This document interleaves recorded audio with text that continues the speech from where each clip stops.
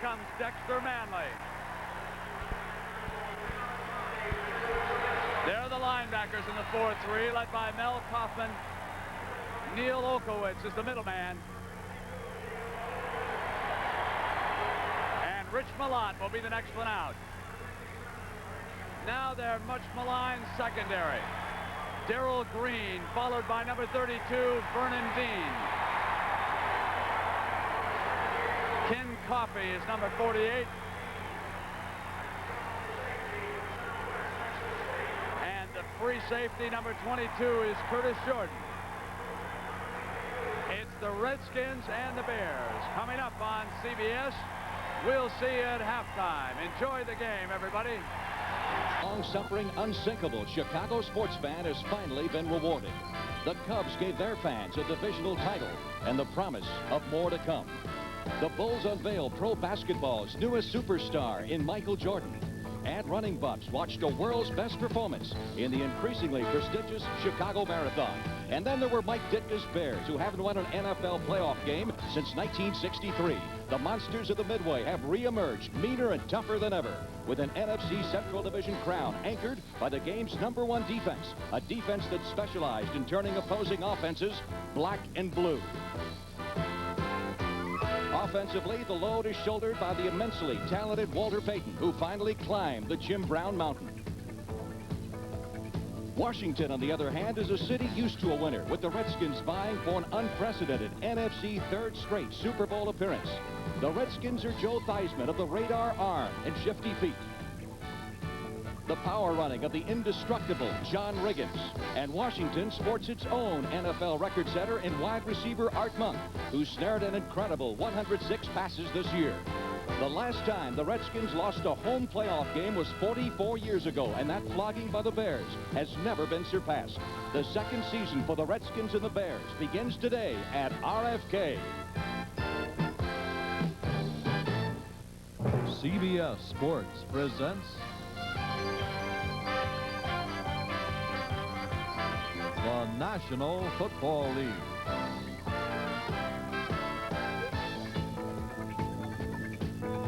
Today, an NFC playoff game. The Chicago Bears versus the Washington Redskins. 140 straight sellouts and counting here at RFK Stadium as the NFC Central Division champion Chicago Bears take on the NFC East Kingpins, the Washington Redskins. Hi, everybody. I'm Frank Lieber. December traditionally has belonged to the Redskins. In each of the last 3 years, they've won their last 4 regular season games. They've never lost a home playoff game here. That's what the Chicago Bears have to overcome, in addition to one of the most hostile crowds in the universe. With me is Dick Vermeil, and this looks to be an outstanding football game. Both these clubs rush the passer. They rush him very well. In fact, the Bears have set a record this year for rushing the passer. Frank, there's no question that both defensive teams make the commitment to get after the passer. They do it first when they're down 4. Then they come with their linebackers, then the occasional safety. But I think it'll boil down to this. The team that'll be successful today is the team that can put the pressure on the quarterback without committing too many linebackers and safety blitzes. As Gary Fensick, the Chicago Bear free safety, told me yesterday, he says, Coach, if we have to safety blitz and dog a lot to stop the Redskins running game, we in the secondary are going to be in trouble. Well, the Bears have had some spectacular statistics defensively, but they're known as a gambling-type defense, and you wonder, can this type of defense hold up in the playoffs all the way to the Super Bowl? Well, I think that gambling thing is a little bit overrated, as Mike Ditka told us that yesterday. They don't gamble any more than, say, the Dallas Cowboys, but they do have a variation of defense that they play that nobody else plays, and it gives people problems. You'll see that 3 linebackers on one side of the line of scrimmage and a strong safety playing weak side linebacker. Very different. They can come after you with 8 people. But I really believe that puts a lot of pressure on the corners, and there's only one team in football, that being the Raiders, that have corners that can handle that one-on-one coverage throughout a playoff-type football game. To the winner goes a berth in the NFC Championship game next Sunday afternoon at San Francisco. Redskins have won the toss. And Dave Finzer ready to kick off. The deep man is Mike Nelms. He's been back there all year long. Nelms at the goal line. And they go with the reverse on the opening kickoff. Monty Coleman, a linebacker, on the reverse from Nelms. takes it to the 36-yard line.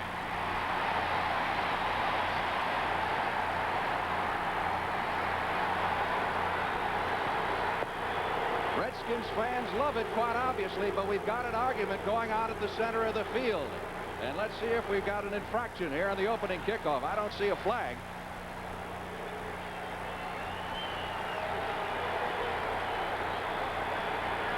The referee is Fred Silva as Mike Ditka looks on. No flags. It'll be 1st and 10 Redskins at their 36-yard line. Joe Theismann at quarterback. John Riggins, the one-back set. Calvin Muhammad and Art Monk outside. Didier and Warren, the tight ends. And the Redskins offensive line, the celebrated Hogs. 1st and 10 as the Redskins open with a surprise. A reverse on the opening kickoff. Theismann comes out throwing. It's Art Monk, the bread and butter man at the 43-yard line for about 7. Defensively, for the Chicago Bears, Mike Hartenstein, who was questionable up until the start of the game. Steve McMichael, Dan Hampton, and Richard Dent. The front four, the linebackers, Otis Wilson, Mike Singletary, and Al Harris. You could find them just about anywhere. Mike Richardson, Terry Schmidt in the secondary. Schmidt filling in for Leslie Frazier, who is injured, and Todd Bell and Gary Fensick are the safeties. 2nd and 2, Riggins across the 50 to the 48-yard line. Redskins are in Bear territory on the opening series in just 2 plays. Fensick coming up from the secondary to make the stop, number 45.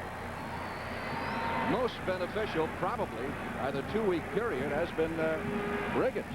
Oh, he's had the time to rest. His back did better. He told me yesterday, he says, Coach, I feel better right now than I felt any time this year. I'm ready to play. Muhammad wide to the right side. Art Monk in the slot at the bottom of your screen. 1st and 10 from the 48 of the Bears. Riggins will take it inside the 45 to the 44. A pickup of 4. It'll be 2nd down 6. Hartenstein, the left end defensively, a 10-year man from Penn State, making the stop on Riggins. John, 35 years old, became the oldest rusher in the history of the National Football League this year to gain 1,000 yards. John Henry Johnson did it when he was 35 years 1 month, or 35 years and 3 months. Riggins did it 35 years and 1 month. 2nd and 6, Redskins at the Bear 44. Didier, the tight end, is split out wide to the right side. Wide open on the left side is Calvin Muhammad. 1st down, Redskins at the Bear 35. And tempers beginning to flare. Number 25 is Todd Bell, the Pro Bowl safety for the Chicago Bears. A little bit of a safety, a little bit of a linebacker, too, isn't he, the way they play him? He's the guy that they use both as a safety in their regular defense, a strong safety, Frank, and then they move him to the weak side linebacker in what they call their 46 defense. I think right now the Bears better relax a little bit. It looks like they want to throw some punches a little too early in this ball game. Direct that emotion and tension in that to the Redskins. Muhammad to the right side, Monk in the slot, quick count to Riggins. And Riggins drives to the 30-yard line. As the Redskins continue to march unrelentlessly down the field. Taking a look at this now. Watch the reverse pivot. He gets it deep. See the hole? He gets right in there. Now he cuts right back off. Mike Hartenstein comes in from the backside and makes the play. You can see that was a nice shot, Frank. Oh, Mike, he's chewing that gum right now. Sharpen early. 2nd down 5 as Joe Gibbs looks on from the other side of the field. Redskins at the Bear 30-yard line. Pounding away with Riggins, and this time the Bears get him behind the line of scrimmage. Hampton was through there quickly, number 99, along with Otis Wilson, number 55, the left side linebacker.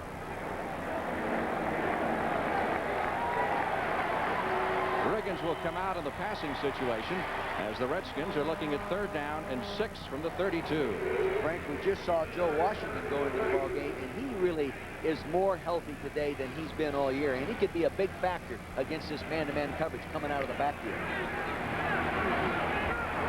3rd and 6, Redskins. Now the Redskins haven't shown the shotgun all year.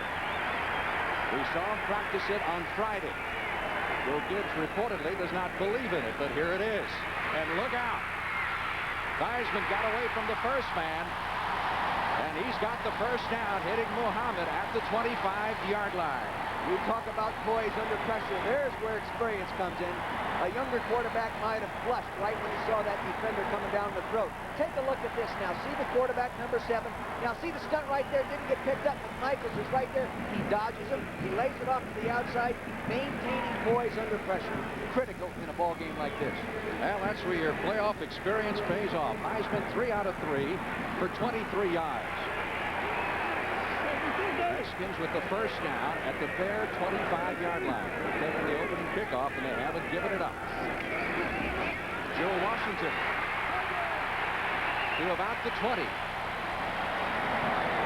Excellent ball control drive. Of course, the Redskins are just unbelievable here at RFK Stadium. They won their last 4 games of the regular season, 6 out of 7, 7 straight at home, and 16 of the last 17 at RFK. Frank, a lot has been said about the Redskins' injury problems, but you know what I saw in film? People taking injured players' places in the lineup and now playing that position better than the guy that was playing. They may be a better team today. One case in point, the center Rick Donnelly, who replaced Joe Bostic, who went out with a knee injury. 2nd and 5, Riggins got a couple of those 5 to the 18-yard line. If it gets down to a field goal situation, the Redskins, of course, will go to Mark Mosley, who has hit his last 6 field goal attempts, including the one that won the division for the Redskins against the St. Louis Cardinals here 2 weeks ago.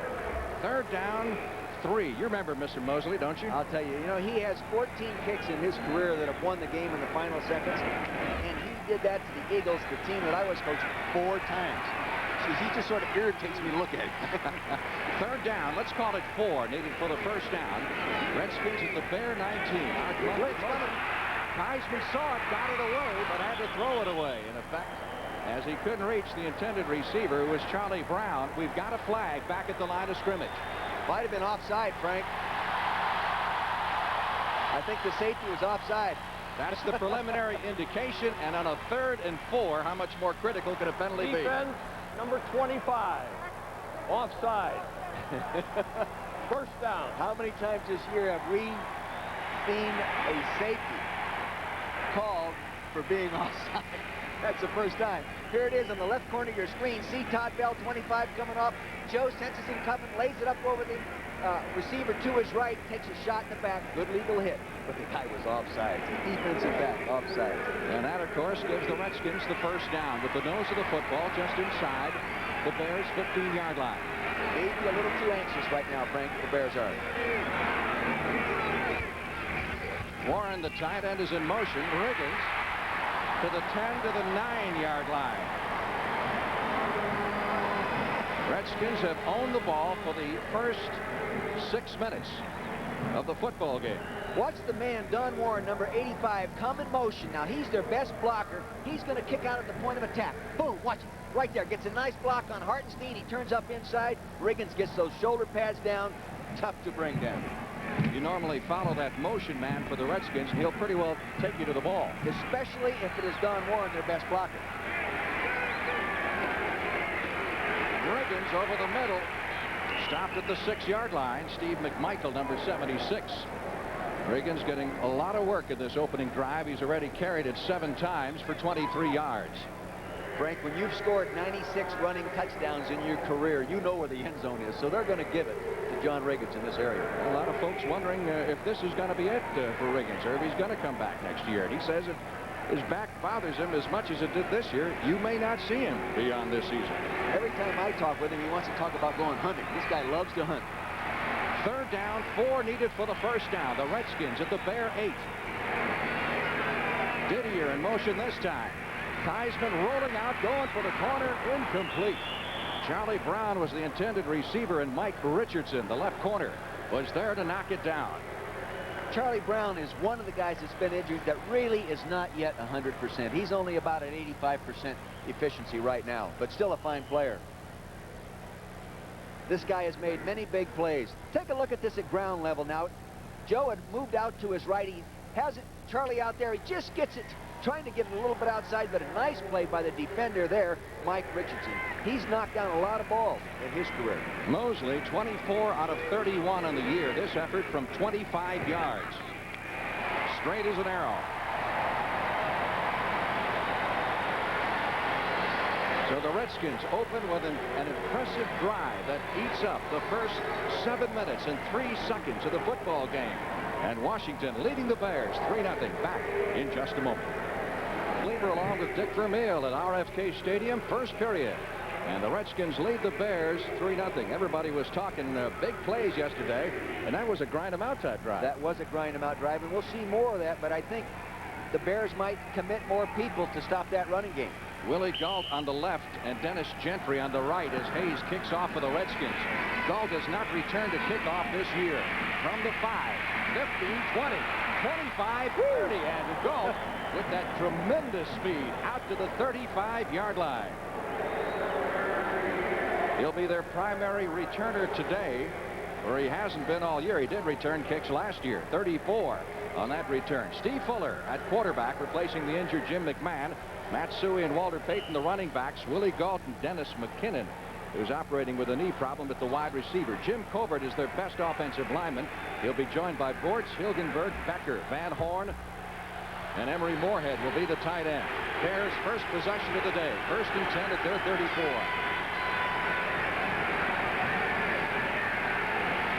Walter Payton in motion. Fuller hands off to Suey.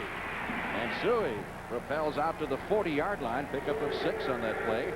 It'll be 2nd down 4. They're coming right after Dave Butts here right now. Now you watch big Kurt Becker, 79. He turns him out right there, and he cuts right back behind Dave. Dexter Manley folded back from the outside and just tripped him up.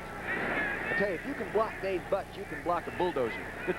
Everybody looking for Payton that time, and Suey was more noted for his blocking and his running, taking the handoff. 2nd and 4. Bears at their 40. Here's Payton, first carry of the day, and Walter Payton has got a 1st down for the Chicago Bears as he takes it across the 50-yard line to the 49-yard line of the Redskins, an 11-yard pickup.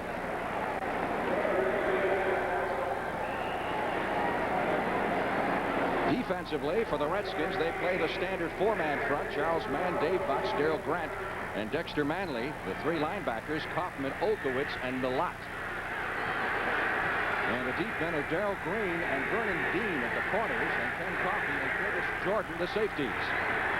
Frank, they're flopping Darrell Green with Willie Gault, number 83, wherever he goes. Fuller back to throw. Milat broke through, untouched, and sacks him back at the 40-yard line. So the sack game has begun with advantage Redskins. The play action away. Now watch 57, center your screen. No one picks him up. That's a mistake in protection, or they had a hot read that he didn't read, but it's hard to have a hot read on play action. Good job by Rich Milat. That was a gift, really. When no one blocks you, you ought to get to the quarterback. Loss of 10 on the play. It'll be 2nd down 20. Steve Fuller, quarterbacking the Chicago Bears 1 year ago today, was on the bench of the Los Angeles Rams, never got into the ball game as the Redskins beat the Rams in the playoff 51-7. And here he is starting 1 year later.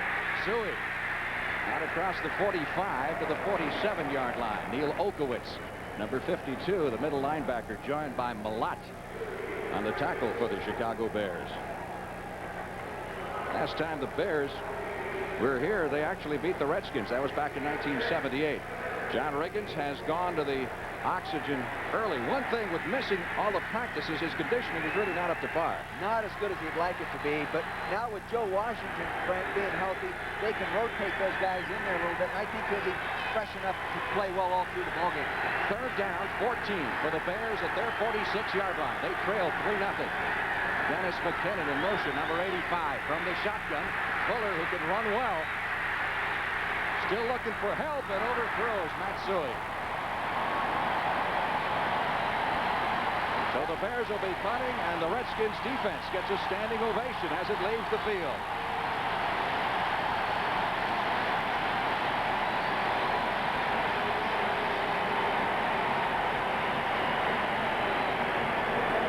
That was a designed rollout. He wasn't flushed. I think he was told to by the huddle call to go ahead, set initially, and then go on out and get out there away from the rush. Finzer to punt. Nelms is deep. Finzer, according to Mike Ditka, is absolutely the best in the NFL in putting the ball inside the 20-yard line. He's put 26 up inside the 20, Frank. That's darn good work.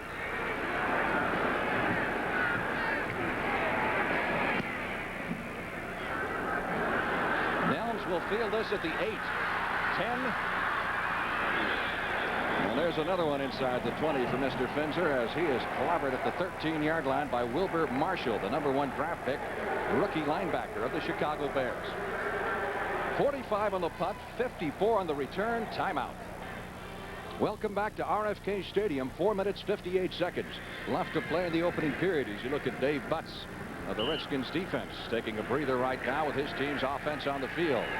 And Washington will put it in play at their own 15-yard line. Last time they had the football, they ran up 7 minutes and 3 seconds on the clock en route to the 25-yard field goal. Here's Theismann going long for Muhammad, who can't catch it in front of the Redskin bench. Mike Richardson was back there defending. One big factor in these clubs, and I don't know how big a factor you feel it is playoff experience, and the edge certainly goes to the Redskins. No question. As you look at right here on your screen, games played 46 for the Bears, 264 by the Redskin roster. I think it is a big advantage. I think it's also an advantage for the coaching staff, and I can only relate that in regard to my own experience, Frank. I felt myself and my coaching staff did a better job of preparing the playoff team each year we made the playoffs. Interesting that 28 of the 46 games of the Bears belong to two players who were with the Cowboys, Jay Saldi and Andy Frederick.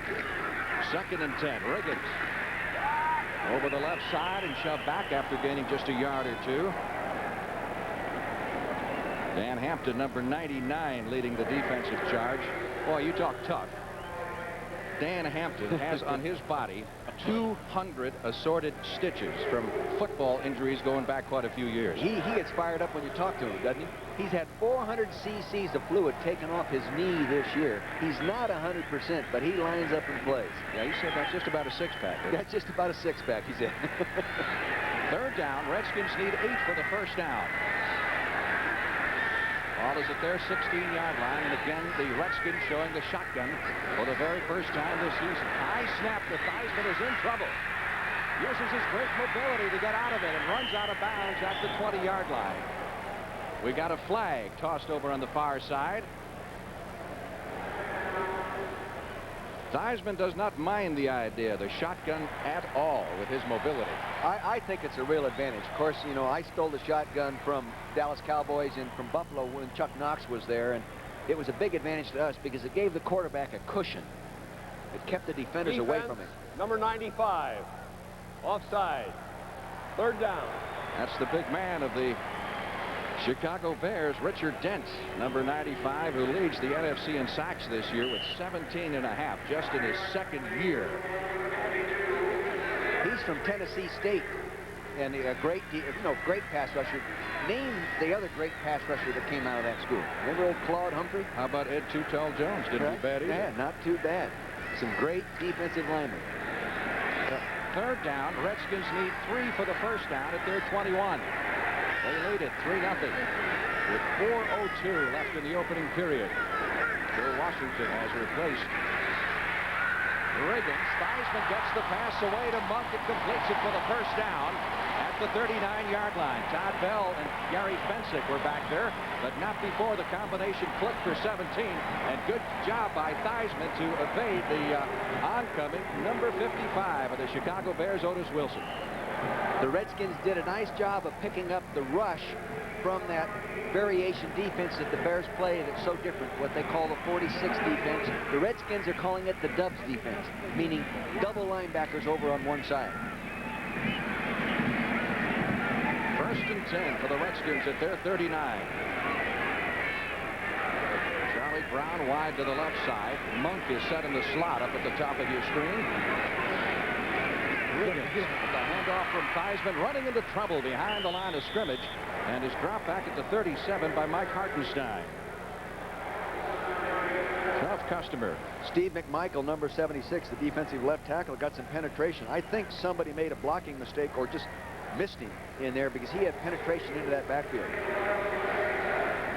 So a loss on the play moves the ball back to the 37-yard line, where it will be 2nd and 12 for the Redskins. Joe Theismann this season set records for pass attempts, for pass completions, for yardage passing, all former Redskin records held by Sonny Jurgensen.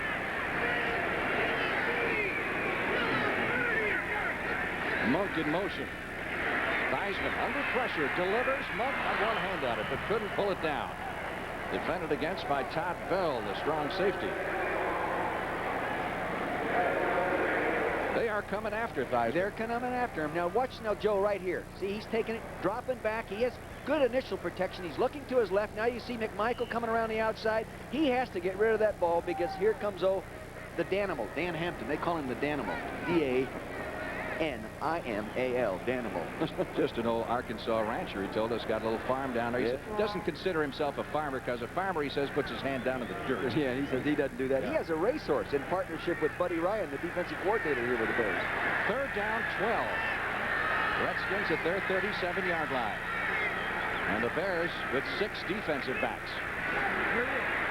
Theismann having trouble finding somebody open. Going to run for the first down. He's out to the 50, and that should be just enough for the first down.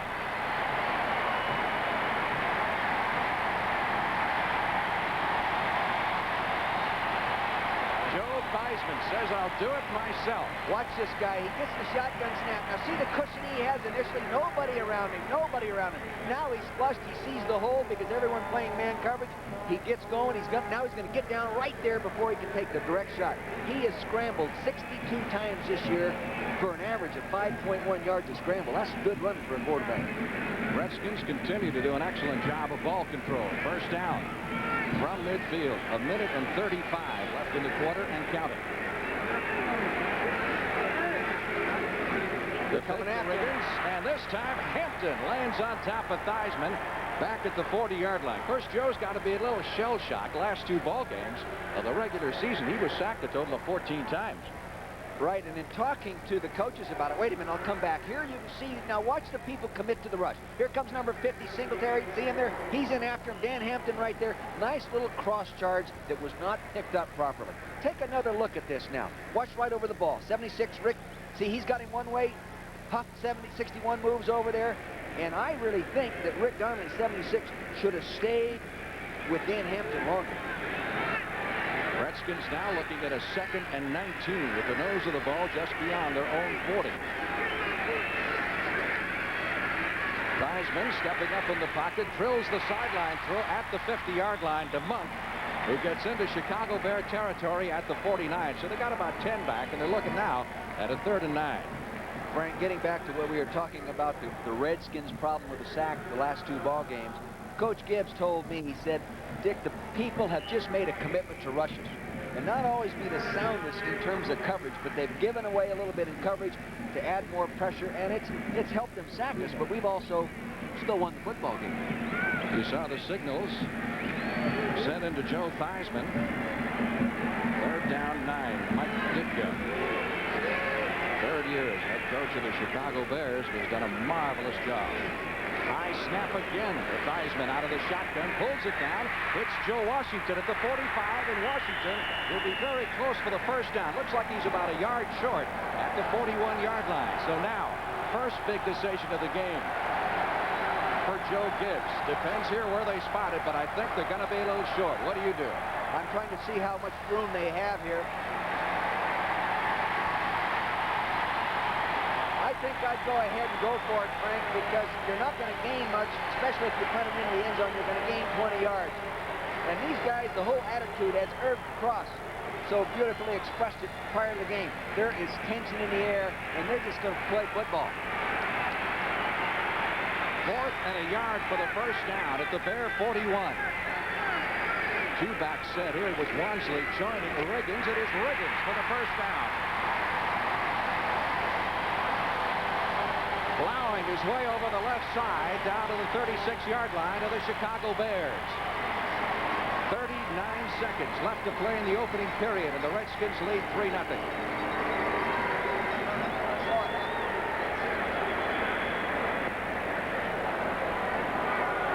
Mike Ditka, who you saw a moment ago, as we said, has done an amazing job since he arrived in Chicago. He's replaced 14 of 22 starters and moved 3 others to different positions. And he's got the Bears a divisional championship. And I think we can show you maybe too graphically what happened to him on that last play. Here you'll see Riggins carrying the ball. Now follow John.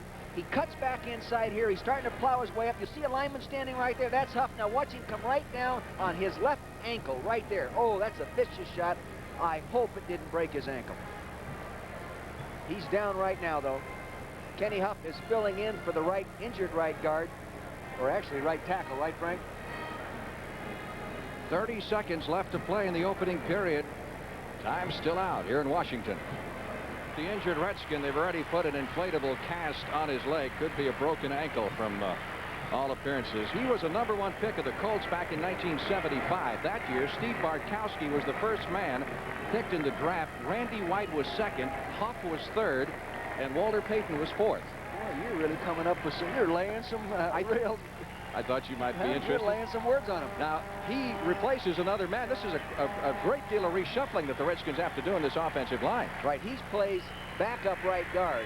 Mark May normally plays the starting right guard. Mark May is starting at right tackle for the injured George Stark. Now Mark May will go back to right guard, and Morris Towns, number 62, will come in and play right tackle. Who was activated just yesterday. 1st and 10 Redskins at the 38. They give it to Riggins. He's inside the 35, down to the 33-yard line. The Redskins have now run off 23 plays here in the first quarter to the Bears' 5. And that play will take us to the end of the quarter. So at the end of 1 at RFK Stadium, the Washington Redskins, on the strength of a 25-yard field goal by Mark Mosley, lead the Chicago Bears 3-0. Frank Lieber along with Dick Vermeil. Second quarter about to get underway at RFK Stadium in this NFC Divisional Championship matchup.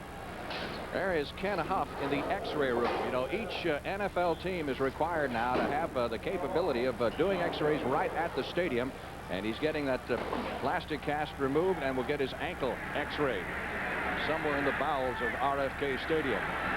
2nd and 7. Redskins at the Bear 34-yard line. Art Monk, the man in motion. Theismann with the fake to Riggins, goes to the near side and throws it in front of Charlie Brown. Now, if ball control is the name of the game, you have to like the chances of the Washington Redskins after viewing that first quarter. Oh my gosh, the Chicago Bears have had the ball 2 minutes 59 seconds, in contrast to the Redskins 12 minutes. Jerry Rome, the quarterback coach, is sitting in the press box here next to us. He said in the first quarter they were going to use different sets, sort of feel out the Bears, pound at them, see what they're doing, see what the adjustments they're making, and then come after them with some big plays. Redskins with a 3rd and 7. They'd like to get it a little closer to get within Mosley's range. From this point, he's looking at a 50-yard field goal. From the shotgun on 3rd down, Theismann again, big rush on him, gets it away. Washington is really clobbered. See if it's ruled an incompleted pass or a fumble. It's an incomplete pass. Todd Bell, number 25, the safety came in and lowered the boom on little Joe Washington, who's being helped to his feet. He took a tremendous shot. They called that a fumble? I hope some official saw that the way we saw it. They are calling it apparently a fumble. I didn't see it that way. They're giving the football to the Bears on a fumble recovery. Watch it again. Here, you see Joe back in the shotgun. You see people coming after him. Everybody picked up inside. Rick there picks up a guy. Now he moves out there. There's the ball. Ooh, boy, I'll tell you, was that a vicious hit? I don't know if that was a completed pass or not. Let's see. Let's take another look now. Joe's sliding to his left. He's looking for Joe. Joe moved to the inside.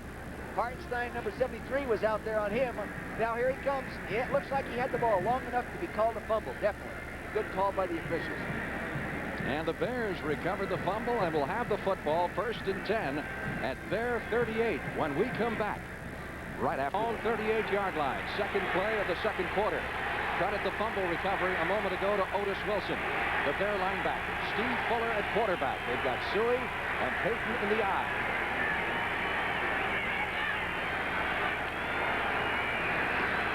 Takes fakes the handoff. 40, 45. Walter Payton has a first down for the Chicago Bears as he clears it out to the 49-yard line for a pickup of 12 yards. Mark Bort, 62, the left guard, and Jim Covert, 74, did a nice job of just coming straight off and knocking people off the ball. Let's take a look at big Jim Covert here, right to the left side of the screen, number 74 on Dexter Manley. See him turn him out there right now. He turned him out. Now a linebacker's got to fill that. He didn't get there. Therefore, the nice long run by Walter Payton. And the Bears with a first down with the nose of the football just in their end of the field. McKinnon to the right side. As Fuller looks over the traditional 4-3 defensive alignment by the Washington Redskins. Fuller back to throw. Protection good. Airs it out. He's got McKinnon. McKinnon makes the catch at the 17-yard line. That's a first down for the Chicago Bears. McKinnon, who had his knee scoped just 3.5 weeks ago and is back in action. Vernon Dean was back defending number 32. Now watch the play action pass freeze the defense. See, he fakes the, there he goes, fakes to Walter, and you have to acknowledge Walter. Now he goes back to the corner to Dennis McKinnon, who was one-on-one with Vernon Dean, and he beat him cleanly. Get on him, Vernon. He can get up and run. Here's Vernon Dean right now. He's going in motion just to loosen him up. He's still right there. Now he gives him a move to the post. He takes the corner move. Vernon Dean did a little too much. Nice pattern by a guy coming off knee surgery. 36-yard pickup on the play by the Bears and a first down at the Redskin 15-yard line. Suey in motion, Payton up the middle. Down to the 10-yard line. Pickup of 5 on the play. It'll be second down 5 as Charles Mann, number 71, makes the stop. Walter Payton, what else can you say about him this year? He has done it all for the Chicago Bears, beaten Jim Brown's all-time NFL rushing record. He's going to leave a mark for him. He's only 30 years old and he expects to play several more years. When you consider that he's done all these things, really with ordinary teams in the past, with the inadequate passing and sporadic blocking, even more amazing. Second down 6. Ball is at the Redskins 11. McKinnon in motion. Fuller. Handing the football off, and there's nothing there that time as Dexter Manley, who was taken out of the play a moment ago, came back that time and made the stop. He came back roaring. He must have taken a wide outside charge, and Covert couldn't get to him. Let's take a look at Dexter right now. Here's a guy that's just recently married, matured. No one blocked him here. It was going to be a running back blocking. I can see what happened. They missed him. Walter Payton, number 34, missed what they call a bin block, back on a down lineman, and allowed him to get into the backfield. So a movement back to the 16-yard line. On 3rd and 12, Payton throws the pass. He tried to get it to Fuller, the quarterback, who came out of the backfield on the other side, and Fuller claimed he was being held up, but no flag. That was a safety blitz. Curtis Jordan got the heat on him. I think he just threw the ball away and got away with it. Good pressure by Curtis Jordan. Fuller did not go out unnoticed. Curtis Jordan, number 22, the right side of your screen. No one picks him up. See him right here? Here he goes. He's got him into the backfield. He's going to throw the ball back to the quarterback. He couldn't do it. Did you see who was down there with Fuller? Dexter Manley. Dexter Manley. Good discipline in his coverage. Bob Thomas. 34-yard field goal attempt. Bashnagle to hold to tie the game. It's good. And we've got a tie football game. Thomas, who hit 22 out of 28 this year, and has now made his last 12 field goals. Knots it up at 3-3. 29 seconds left to play in the first half. The score tied at 3, and here is an x-ray of Ken Huff's ankle. Take a look right here. Evidently a break in this bone right here. Feel bad for Ken Huff. See it right there? Finzer will kick off. It's a break of the fibula, according to the x-ray technician. We're not doing our own diagnosing up here. Nelms at the 10, 20, 25. Nelms at the 30. Finzer in to help make the stop at the 36-yard line as Nelms came close to breaking it. He and Dave Dorison, number 22, on the stop. The Bears 3, the Redskins 3, and a spring-like day at RFK Stadium. Timeout in Washington. All the preparations going on around the Capitol for the inauguration in several weeks. Redskins. 1st and 10 at their 36-yard line. Score tied at 3. Second period action. Riggins across the 40 to the 45-yard line. We've got a penalty marker dropped on the play. So a flag is down at the point where you normally expect the holding call to come from. And let's see if that's the way that Fred Silva, the referee, has it diagnosed. Redskins, by the way, say officially broken ankle for Ken Huff. Offense, number 85, holding. 10-yard penalty, still 1st down. Here's Don Warren on the right-hand side of your screen, coming off right there. See his hand, left hand there hooked on Richard Dent right there. Now he hooks him again. Oh, now Dent has a hold of him. But he definitely had a good handful of the jersey there at the initial part of that block. Walkoff will move it back to the 30-yard line, where it'll be 1st down and 16. Didier is split wide to the left side for the Washington Redskins. Theismann handing off to Riggins.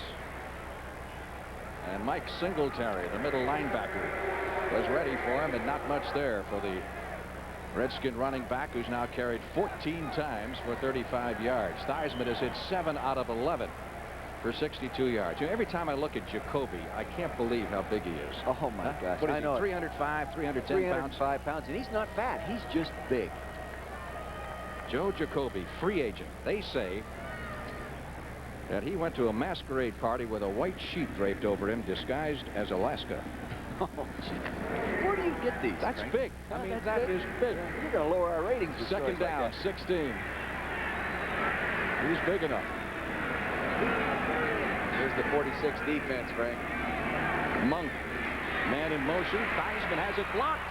Up for grabs, but the Bears couldn't find it. Singletary tried to run it down. Now, you say 46 defense. What are you talking about? That's when they have everybody up there, all the linebackers to one side. Well, all linebackers to one side, and it's a problem. Take a look at Al Harris, number 90. Big guy, has been a defensive end. This is his first full year as playing a linebacker. He's a giant as a linebacker, 6'5", 250 pounds. Tough to get the ball over his head. What does that 46 defense make you do? Well, usually it makes you run away from the overshifted defense, meaning run away from the strength of the defense and then throw the football second. It is 3rd down and 16 for the Redskins, who are at their own 30-yard line. Score tied at 3.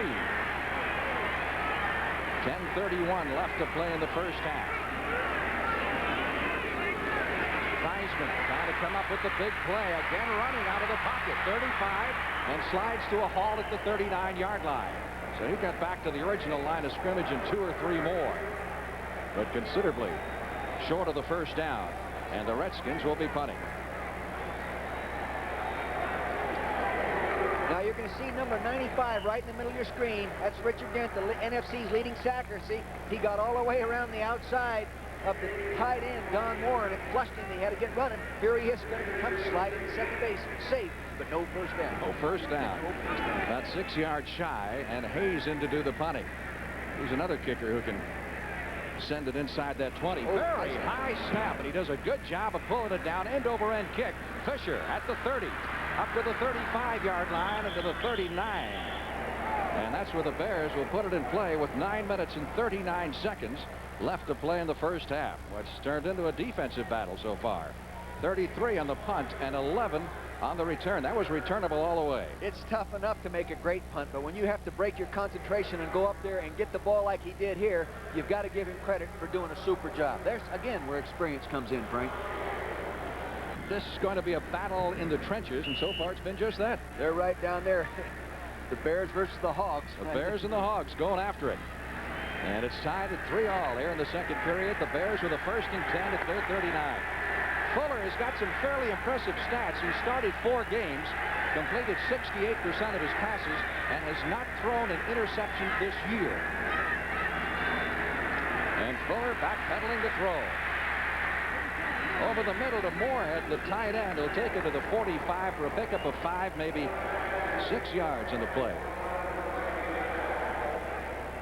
Kurt Becker has the assignment of pass protecting Dave Butts, number 65. See him to the right of the screen. Now he's the middle. Now he's getting help right there from Jay Hilgenberg, number 63. He's going all the way around the horn trying to find someone. Then the third guy gets involved, Jim Covert, number 74.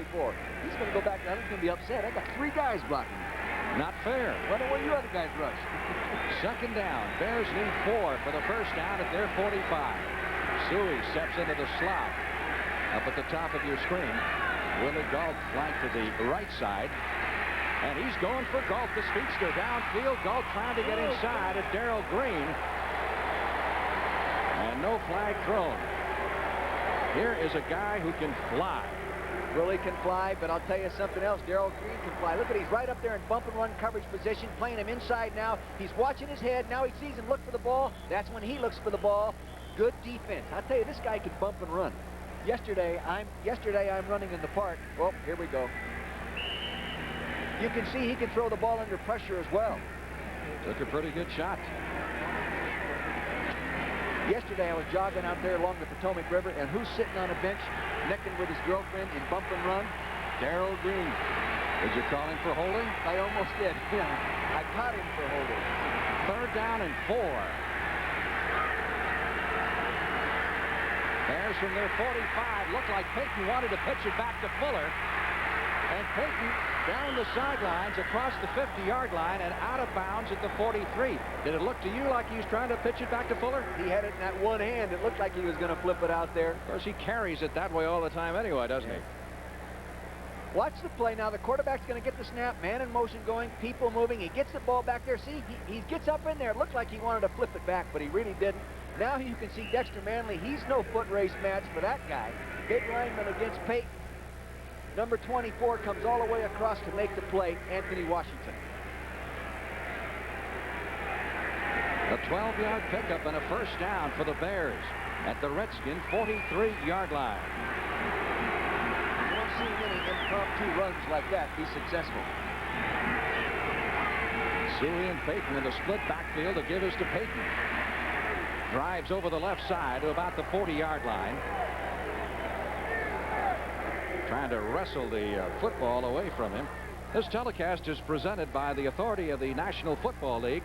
It's intended for the private use of our audience, and any rebroadcast or other use of this telecast without the express written consent of the Washington Redskins and the National Football League is prohibited. One of the most amazing statistics about Walter Payton, he's been in the game 10 years. He has missed 1 game. It's amazing. And when you talk about 13,309 yards, you're talking about 7.5 miles of carrying the football, Frank. Got a change in the Bears offensive line, which we'll pass on to you after this play. 2nd and 6. Bears at the Redskin 40. Payton tripped up behind the line of scrimmage. Maybe got a yard out of it. Gerald Grant thought he should have had him for the loss. Jimbo Covert, who may be the Bears' best offensive lineman, has gone out with an injury. And Andy Frederick came back in. Now Frederick goes out. Jim Covert's back in.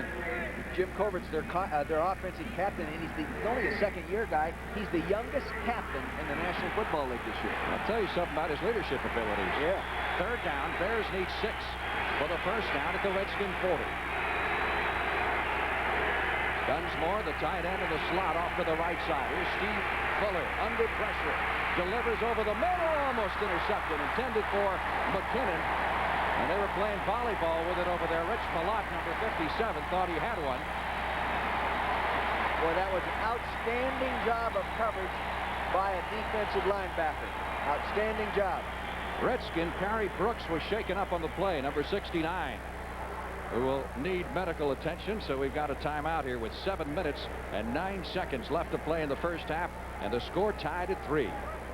Here we are, right? The ball's going to be coming right at us. Quarterback going back. Good heat. You can see old Butts circling around there. Now, Steve Malott, number 57, to the right side of your screen. He's going to reappear. Now, watch him come inside out on the ball. Reach, dive, flick that ball down, preventing the reception. Really a nice job by a linebacker, stopping Dennis McKinnon, number 85, from getting the first down.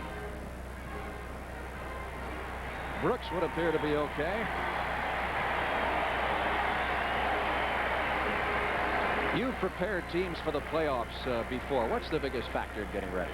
Well, first off, as a coach, you have a tendency, or at least I did, to start thinking what we did to get here isn't good enough to keep us going, and sometimes you make some changes, and it's usually a mistake. The big thing is to keep the program going that got you there. Finzer to do the punting, and Nelms is deep.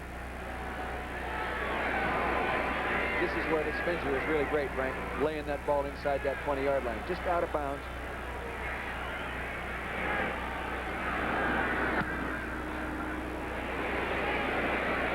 Nelms will let it bounce at the 10, and it'll be down at the 2-yard line. That guy could play shortstop for the Cubs, Dave Dorsey, who fielded that cleanly. And now we got a bit of a scramble going on. A little early for that, boys. Still got a lot of football left to be played. 37 yards on the punt. And it looks like they're going to mark it at the 2-yard line. So the Redskins will be huddling in their end zone with very poor field position. When we compare, you might say, of the Redskins like right where they want them. Backed up to their 2-yard line with a 1st and 10. Chicago, keep in mind, the #1 defensive team in all of pro football. They're #1 in the rush, and they were 2nd against pass this year.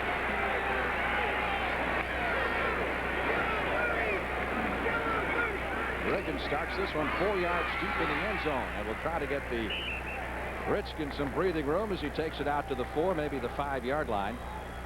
You know, you can hear the Redskins quarterback, Joe Theismann, yelling, yellow 30, which is a false audible color. I think now the Redskins have some audibles in their game plan, and I wouldn't be surprised to hear them calling something other than yellow as the ball game goes on. A live color changing the play on the line of scrimmage.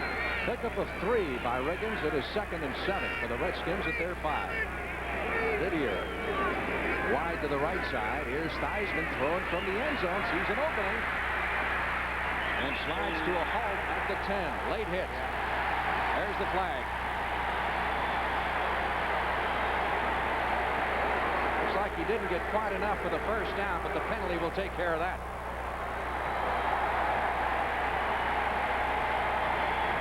Boy, that's a big penalty. You know, I actually think Richard Dent was in the air, and he tried to cushion the blow to the quarterback. Personal foul, piling on, number 95. 1st down.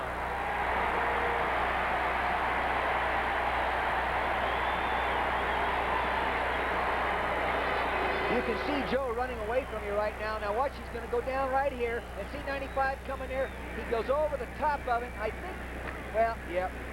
Good call by the official. Good call by the official. He's got to pull off before that. He had time to pull off. 15-yard walk-off tacked on at the end of the play moves the ball out to the 26-yard line. And now the Redskins do have some breathing room with 6 minutes, 16 seconds left to play in the 1st half. Theismann looks near side, now looks far side. And again he's going to run it. Otis Wilson finally chasing him down. He goes out of bounds at the 33-yard line.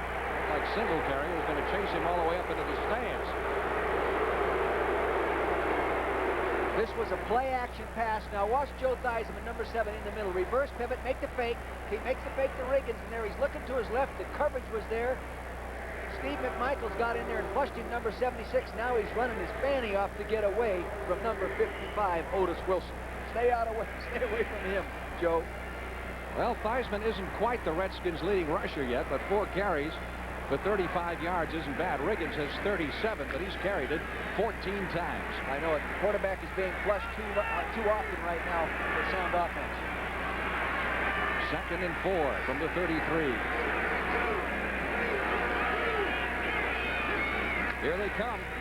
Theismann smelled it coming that time, got rid of the ball quickly, and took another shot from Otis Wilson as he tried to dump it off to Art Monk over on the far side. They came after him. I believe that he audibled that time, Frank, which the Redskins never used to do. They used to try to control your defenses with their formations, but now the defenses are catching up, and they're forced to audible.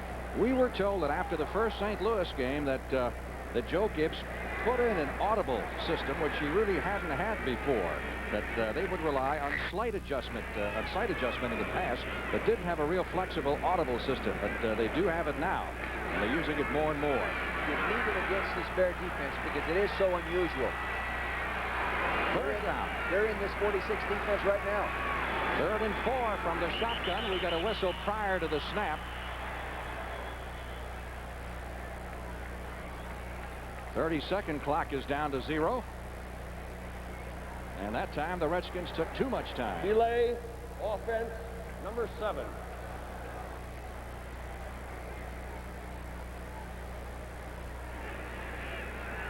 You'll see what the quarterback sees coming at him right now with this Bear defense. See him stunning inside. The center's taking the man to the right. Here comes the linebacker, Singletary, number 50, picked up by Joe Washington. And old Joe was decked that time. He'll have to use better technique.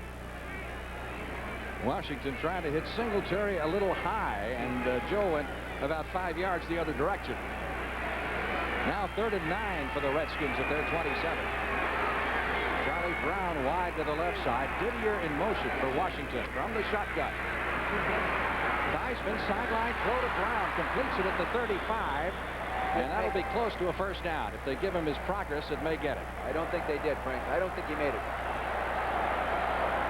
See him line this one up. Looks like they're a little short.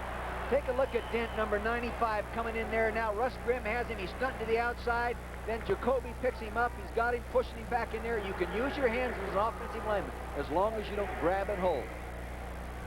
That Dent can get after you pretty good, and he forces you to block him many times with more than one guy. Usually helped out with a tight end or running back. 4th down, less than a yard for the first down, and Jeff Fisher has retreated, anticipating the punt from Hayes. Watch this snap. The last one almost sailed over his head. Another delay of game. Again, the 30-second clock ran down. Delay, offense, number 5. I can see where you might do that if you're in the other team's end of the field, but not here. No. Joe Gibbs. I don't know what the problem is there, but I imagine Joe's upset. Joe has said Charlie, this has been his toughest year coaching with the up and down ways of the Redskins so far this year. And Gibbs also told us yesterday that Joe Theismann last year was the MVP in the NFL. This year he didn't make the Super Bowl, but he thought he had every bit as good a year this year as he did last year. Yeah, you're talking about not making the Pro Bowl. He didn't make it, but he played as well this year as last year, but he's had so many different receivers to throw the ball to, so many offensive line problems, running back injury problems, that the overall production has not been there. Therefore, he is not evaluated as having had a successful season or as successful.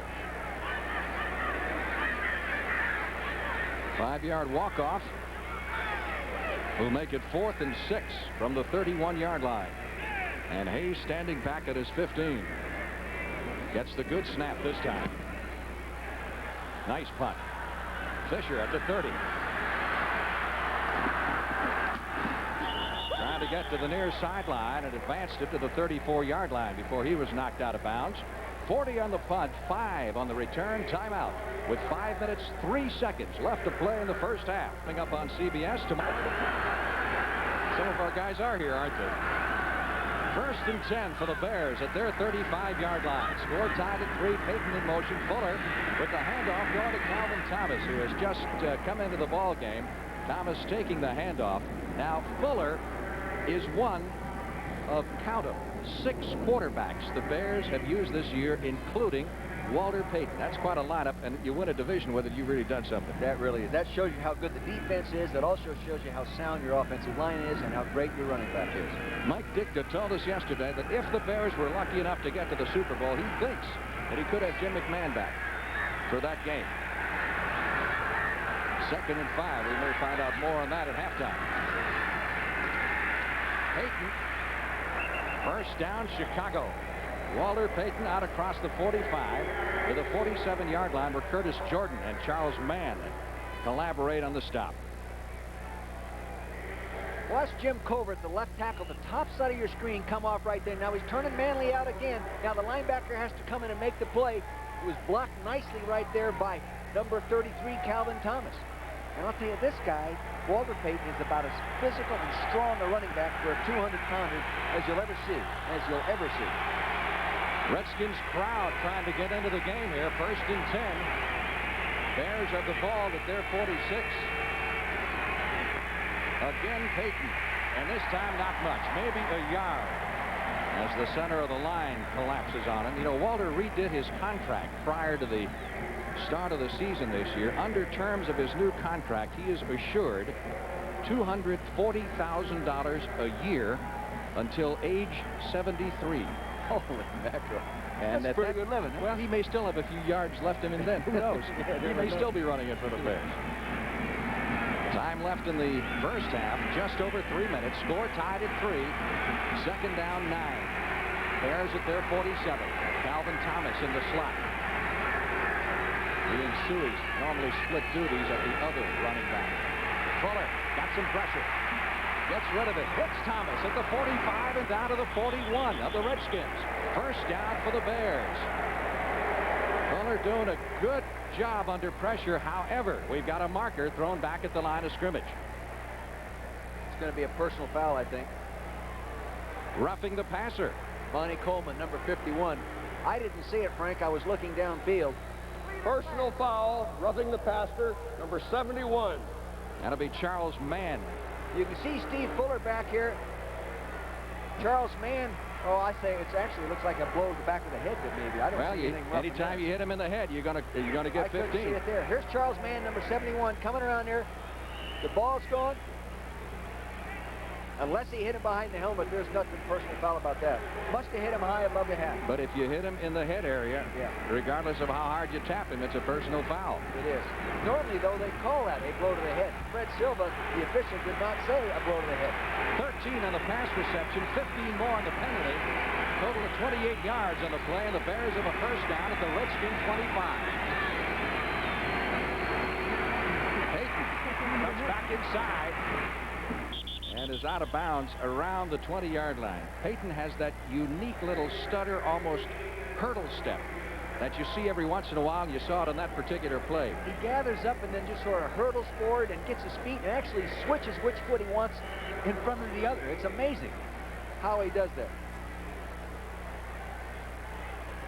Now watch how important the backside blocking is. See number 74, watch him cut down Grant, number 75 right there. That eliminated a defensive lineman from filling from the backside and allowed him to turn up inside. Well, the Redskins controlled the ball in the first quarter, and in the second period, it's been the Bears controlling the football. 2nd and 4 from the 20. They fake the reverse. Payton to throw, wide open. Dunsmore in the end zone. Touchdown, Chicago. Was he open or was he open? He was wide open. Dunsmore was the tight end.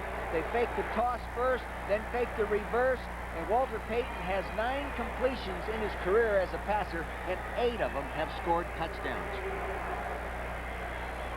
19 yards on the reception, and the Bears lead the Redskins for the first time with the extra point try to come. Evidently, the strong safety, 48, Kenny Coffey, took his eyes off the tight end as the running play developed, and then allowed Dunsmore, number 88, to slip out there. Bashnagel to hold, and Thomas on the extra point try. So the Bears have succeeded in silencing this Redskin crowd as they lead it 10-3.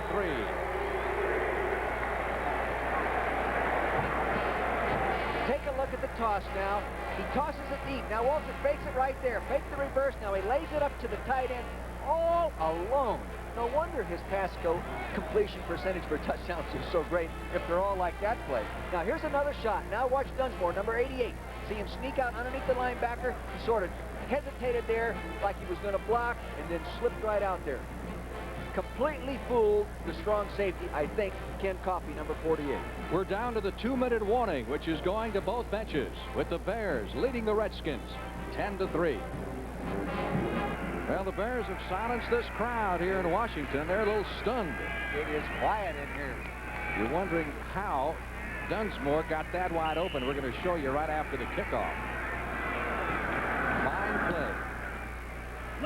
2 minutes left to play. They go with the short kick to prevent the long return. And one of the Redskin upbacks feels it, takes it to the 34-yard line. And that's where the Redskins will put it in play. The play starts with a man coming in motion that distracts people. He comes back here, and Walter Payton here takes the toss and fakes it right here and comes on out and throws the pass to this tight end. The key is this safety right here ran run all the way and came across the stop. Nobody there when he slipped on out to the end zone. Touchdown. Now see the safety? There's the fake reverse. See the tight end slip to the corner of your right screen. Nobody there except the Redskins painted on the turf. Back to live action. 1st and 10, Redskins at their 34. Theismann over the middle to Monk. Boy, had he been able to escape that tackle by Terry Schmidt, number 44, Mr. Monk could have gone for a while. 12 yards on that pickup. And one of the Bears was shaken up on the play. Where the Bears have been absolutely murdering the Redskins is on 1st down. They have averaged 7 yards per 1st down to the Redskins' 2.2. They have done it all except for that very first drive that the Redskins started out the game with. It's been a Chicago Bear football game.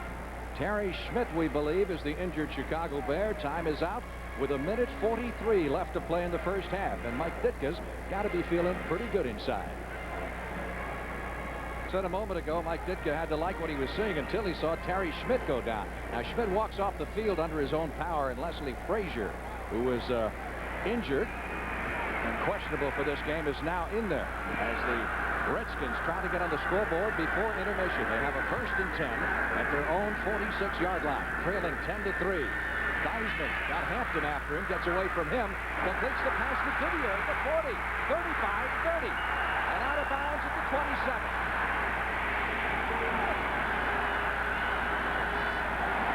One of the Redskins who was injured earlier this year and has come back strong, Clint Didier, on the receiving end of that Joe Theismann pass.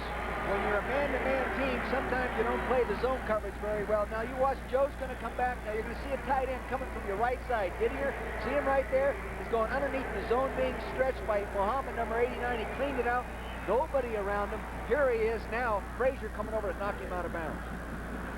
Not before he picked up 26 yards, and the Redskins with a 1st down at the Bear 27. That might be the last zone coverage you see for the game. Didier splits out wide to the right side. Richardson comes out to pick him up. Brown off to the left.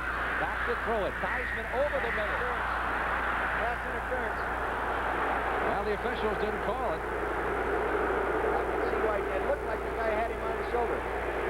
Maybe not. That's what it looked like to me. Here's Clint Didier coming down on Mike Richardson. That gives him a move to the outside. He goes to the inside. Now the guy hooks him right there. Clint was upset. Thought the guy hooked him and prevented him from getting to the ball. He gets up screaming. The line of scrimmage, the Bears were complaining about being held, so it kind of evens up.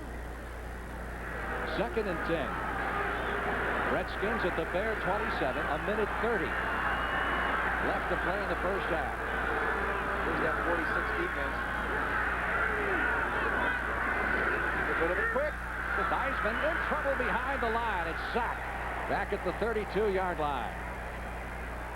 Mike Ditka.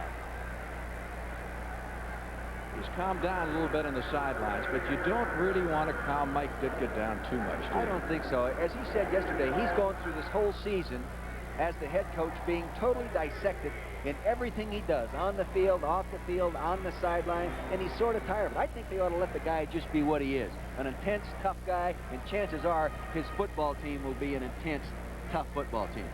Timeout called by the Redskins with 1:27 to go in the first half of play. More football coming up for you on CBS. Among other things, you heard us talk about the Peach Bowl and the Cotton Bowl. We got the East-West Shrine game, which will be played out at Palo Alto, California. Special edition of CBS Sports Saturday. It comes up next weekend. And a lot of the outstanding players that we saw in Montgomery, Alabama the other day at the Blue-Gray game will be in action. In addition to many more teams who have played their bowl games since then. So that's always a great thrill. East-West Shrine game live, 3 o'clock Eastern time next Saturday afternoon. 3rd and 15 coming up as the Redskins lose 5 on the sack. Coming up at halftime, Brent Musburger down to the field. Gary Bradshaw, they'll analyze the first half. And Irv Cross will be live with Jim McMahon. And maybe we can find out if indeed the Bears do get to the Super Bowl. Will Mr. McMahon be in uniform? Right now, he's concerned with what's happening on the field. 3rd and 15. Redskins at the 32-yard line, and we get movement prior to the snap, and flags drop all over the place. They're up there in that 46 defense again, all loaded over to the Washington Redskins' right side. The 46, by the way, refers to Doug Plank, the former safety. That's who they name it after, just like Miami used to call their 53 defense. 62, false start. So the penalty goes against the Washington Redskins. And that's on Mo Towns, who was activated just yesterday, put back on the roster, and has come in extremely handy with Ken Huff out with a broken ankle. So back in that defense again now. Fans, see the linebacker standing up to the right of the Redskin formation? 3rd and 20 from the 37. Good protection this time for a moment for Theismann, and all of a sudden Richard Dent flew through there and dropped him for the loss at the 50-yard line. What a rush by Dent. I'll tell you, if the quarterback sack is the defensive lineman's home run, this guy is Mike Schmidt in the NFC this year. Here you can see him inside to the left side of your screen. He's coming on around to the outside. Russ Grimm has him right there. He got in between Jacoby and Russ Grimm. You take him, no, I'll take him. Now they're saying, who's supposed to block him? I think Russ Grimm should have stayed with him the whole time. You know, 4th and 32. A sack has become so much more important in football now. A sack, one more sack than you get yourself is worth 3.5 points. The computer tells us that way anyway, Frank, and it shows up. Theismann has been sacked 3 times for minus 26 yards. On the other hand, Fuller's been dropped once behind the line of scrimmage.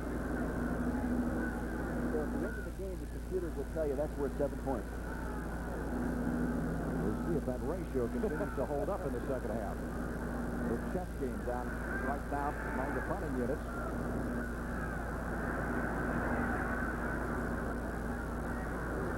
Redskins want to take the full 30 seconds there to run the clock down as far as they could. Fisher signaling for the fair catch at the 12-yard line with 45 seconds left on the clock in the first half. 37 yards on the punt. All right, you're the Bears. You got a 10-3 lead. You just hang on the ball here and run out the clock. Don't do anything foolish. First off, they're not a passing team. They're a running team with great defense, a pressure defense. Don't do anything foolish right here. You have momentum. Don't do anything to lose momentum. The defense gets a rest. That's Mike Singletary. He'll be the starting linebacker in the Pro Bowl. A big surprise out of Baylor when he came up.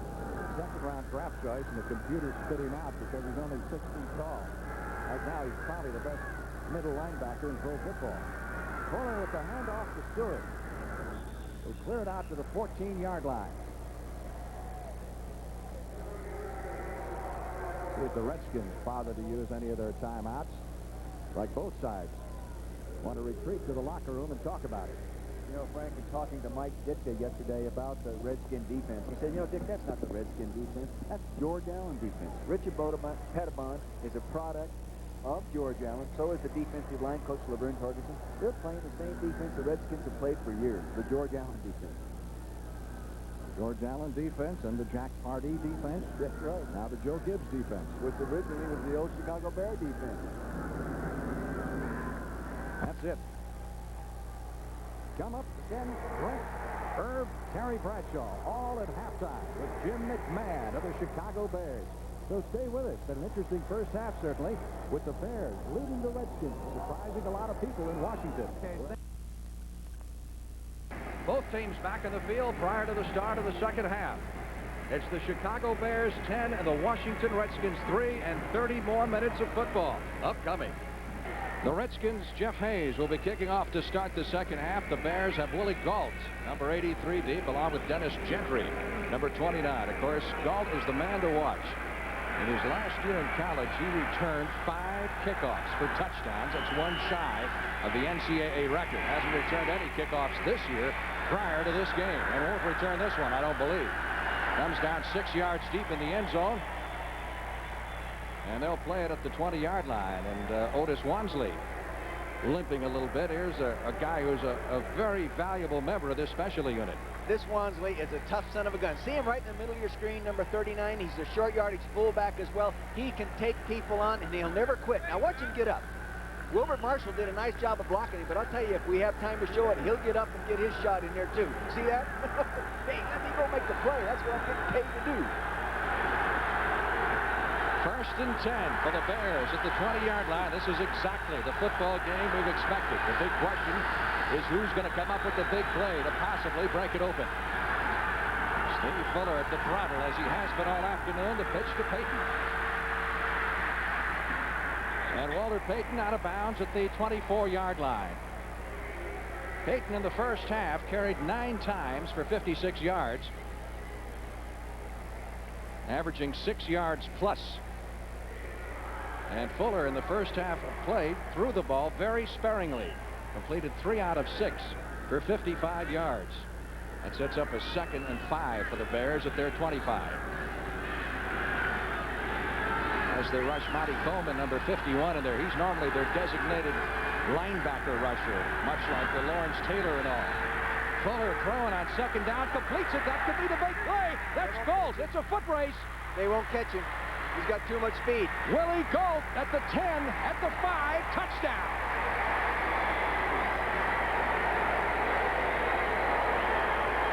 Willie Galt, who told us yesterday he has been timed in 4.17 for the 40. 75 yards on the touchdown reception from Steve Fuller. And the Bears lead mounts to 16-3, and Joe Gibbs trying to figure out how to contain these Bears. Of course, the Redskins have had trouble defensing the pass all year long. That's been one of their big problem areas. I think that was Vernon Dean in the coverage, and he slipped and fell down. And when you turn Willie Galt, as Frank said, loose in the secondary, not many people are going to catch him. Thomas with the extra point try. This crowd is stunned. It is no good. Thomas misses the extra point try to the left. That could come back and be costly later. The touchdown again. Here you can see now number 57 is the middle linebacker. Later on, you're going to see him. The ball's thrown to the right, a wobbly lane duck. All right, Green came up there, Darrell Green, and he missed it. He almost fumbled the football. Now Darrell's going to chase him, and he can't catch him. There comes the middle linebacker, 57, Rich Malott. He crosses the field. He picks up a block from Pat Dunsmore right here on Curtis Jordan, number 22, and he trots in. A guy that runs a 9.9 100 meters. Now take a look at this little out pattern, nothing to it. Darrell Green comes up, he plants his foot, slips and falls. Nice job. He almost fumbled the darn football. Here comes Rich Malott, 57, the linebacker chasing him. That's a mismatch. Here he goes. He's running on in for a score. Touchdown. Oh, little fancy move there at the end, Frank. So the Bears lead the Redskins 16-3. Timeout. Will kick off for the Chicago Bears. Redskins and their fans are stunned. Nelms chasing this one down to field it at the 7. Back to the 15, 20. Hurdles a couple of people up to the 25-yard line. And that's where the Redskins will put it in play. That missed extra point by Bob Thomas, only his 3rd of the year. It's a good snap, perfect snap. He just shanks it off here. There it goes. Off to his left, to our right, as we look at it. He doesn't miss many. You know, the pass to Willie Galt, that really wasn't intended to be a big play. No, actually, they were going for the first down, and then I'll tell you, many times the big play offense is dependent on who has the ball in his hands. Willie Galt turned that into a big play. And it wasn't really a good pass, a real wobbler. Those are the kind that look good in the quarterback's passing stats after the game. Riggins tripped up as he crosses the line of scrimmage down at the 29-yard line. Here's one of the Bear heroes today. He told us yesterday, I sure wish they'd get the ball to me a little more often. He does, you know, but the guy catches a touchdown pass every 5th ball that he does catch, so might as well keep throwing it to him. He says he expects to be in the Olympics in 1988. He figures they'll allow the professionals in by that time. In fact, he had a court action working on that. Right. I tell you, the smart thing for the Bears now to do is don't go over there on that sideline and celebrate, because it's a long ways from over. 2nd down, 7. Redskins at their 28. Theismann hitting Art Monk, who goes out of bounds at the 37-yard line, right at the first down marker.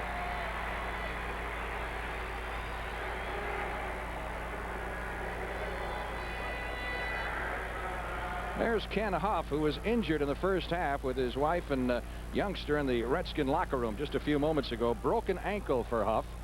They run a daycare center together, and it looks like they're going to have a lot of time in the off-season, because he'll be home running that daycare center. It is a first down for the Redskins at their 37-yard line. Monk has now caught 5 balls for 56 yards.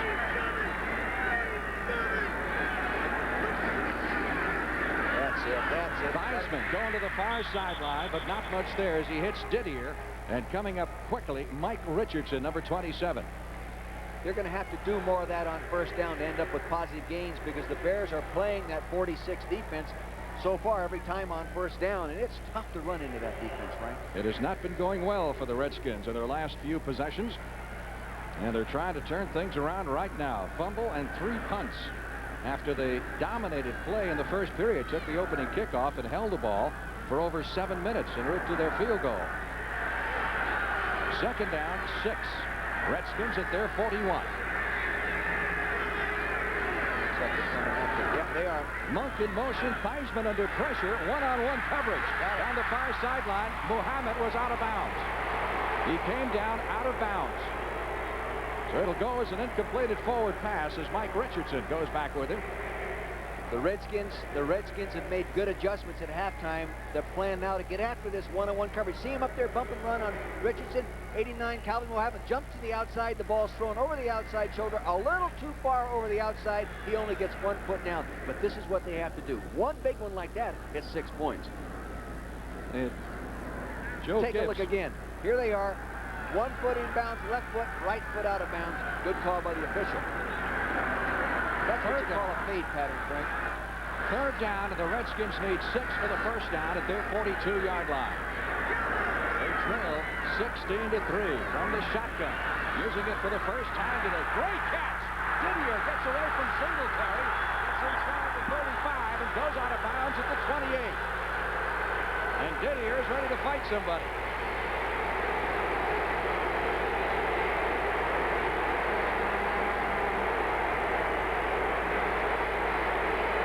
This is a great job by Didier, number 86. He's back in the shotgun. You can see the stunts occurring inside. They're picked up nicely.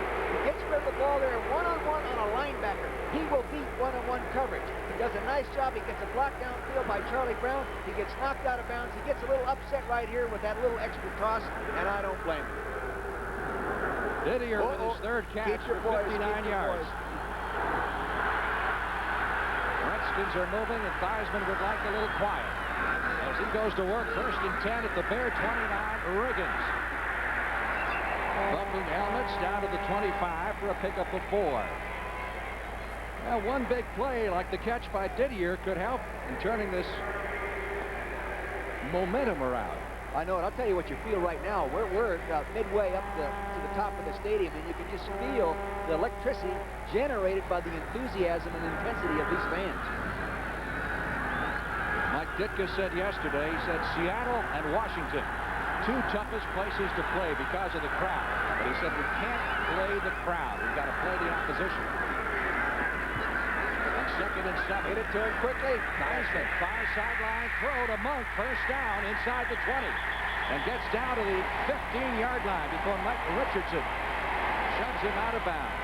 Art Monk with a sensational year this year. This man was the Redskins' first-round pick in 9 years, back in 1980. Now you're going to watch the quarterback here. You got a man coming in motion right here. He's going to come back and he's going to reverse back out, and that really cleans him up nicely in terms of coverage. Here he is right now. He's reversed. See the defender now, 44, Terry Schmidt, how far away he is. He lays it out there. He's all alone. Nice job. Good cushion. 10-yard pickup on the play. Monk was shaken up and comes out of the ball game. First down from the 16-yard line. Theismann, we got a flag as Theismann is knocked down at the line of scrimmage. And on top of him is Richard Dent, 8th-round draft pick a year ago from Tennessee State, who led the NFC in sacks this year with 17.5, which is a Bears club record. And he'll be starting at his first Pro Bowl game. Check the penalty here with the referee, Fred Silva. Offense, number 62. Holding. 10 yards. First down. Mo Towns. And Joe Gibbs not very happy the way things are going for Washington. Redskins favored coming into this game. And Monk, who missed the previous play after being shaken up, is back in the lineup, replacing Mark McGrath. Look at the RPMs of that jaw right now. He's turning about 6,000 RPM. 11:08 left to play in the third period. First and 20. Theismann going down to the 2-yard line, completes it to Mohammed. That'll be a first and goal. Terry Schmidt defending. And Schmidt was shaken up. He comes away from that tackle limping. 23-yard pickup on the play. You've got to throw the ball against this defense. Now watch the receiver right here. Coming the screen. Here he is. He's coming. Makes a little move to the outside. Comes inside Mohammed. Terry Schmidt, number 44, is nowhere around him. If that ball had been out in front of him, it would have been a touchdown. First and goal. Redskins at the 2-yard line. They go with the split backfield and short yardage. And that is Riggins, number 44, and Walmsley, number 39. In motion, it is Riggins driving down to the goal line. He did not get in.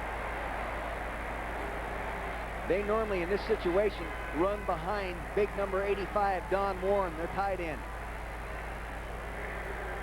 Watch the tight end right at the left side of your screen, number 85. He's going to fire out low and hard. He's in a 3-point stance or 4-point stance already. Didier's going to kick out. Boom, he gets it kicked out. Wansley, he leads it through, and he's just mushing his way the best he can to get up there into the end zone.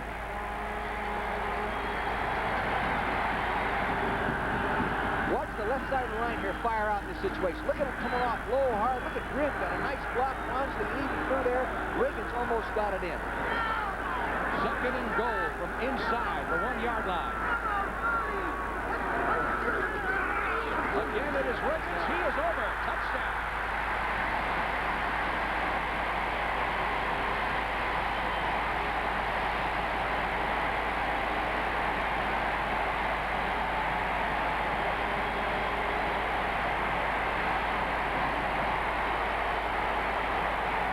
Impressive drive by a veteran ball club as they move 73 yards after the Bears stunned them with that long bomb to Willie Gault. Good coaching at halftime. Good adjustment of the game plan. Throwing that ball against that single coverage. Mosley backs on the extra point, and an extra point miss now by Thomas is beginning to look bigger and bigger. Watch the left side of the line now. Here they are. They're coming off real low and hard, keeping everybody on the ground. Riggins just dives over the top and gets it in for the touchdown. Now you're playing linebacker. You are sitting on your couch, but you're number 50. You're going to have to make the play. Can you do it? It is tough to make the play when you're getting knocked off the line of scrimmage. Watch Otis Wansley, number 39, the fullback to the left here. See him, the running back? Watch him lead through. Boom! In fact, he gets through there cleanly. They should have given him the ball. 9 minutes, 35 seconds left to play in the third period. The Bears 16, the Redskins 10. Talk about sideline. He came out during that goal line series limping a bit, and they retaped his knee. And he was having a little trouble getting it loose. Boy, are these fans pumped up now. And he's kicking off. Gault is deep. Willie Gault at the goal line. Out to the 15. Across the 20 to the 23-yard line.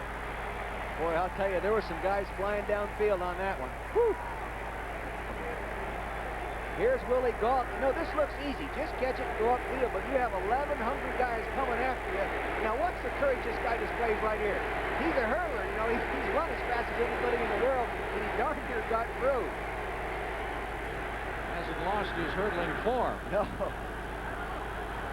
So the crowd has come alive here at RFK Stadium, which is the biggest ally for the Washington Redskins as the Bears go to the attack first and 10 at their 22-yard line. We're midway in the third quarter with the Bears leading the Redskins 16-10 and a little bit too noisy for quarterback Steve Fuller.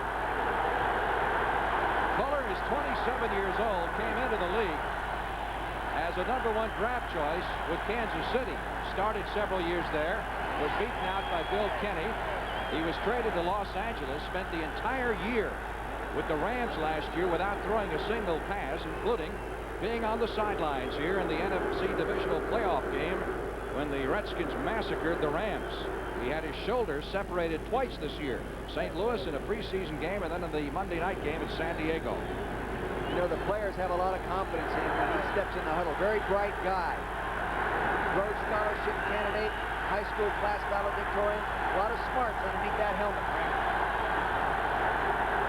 again, the decibel level picks up as the Bears come up to the line of scrimmage.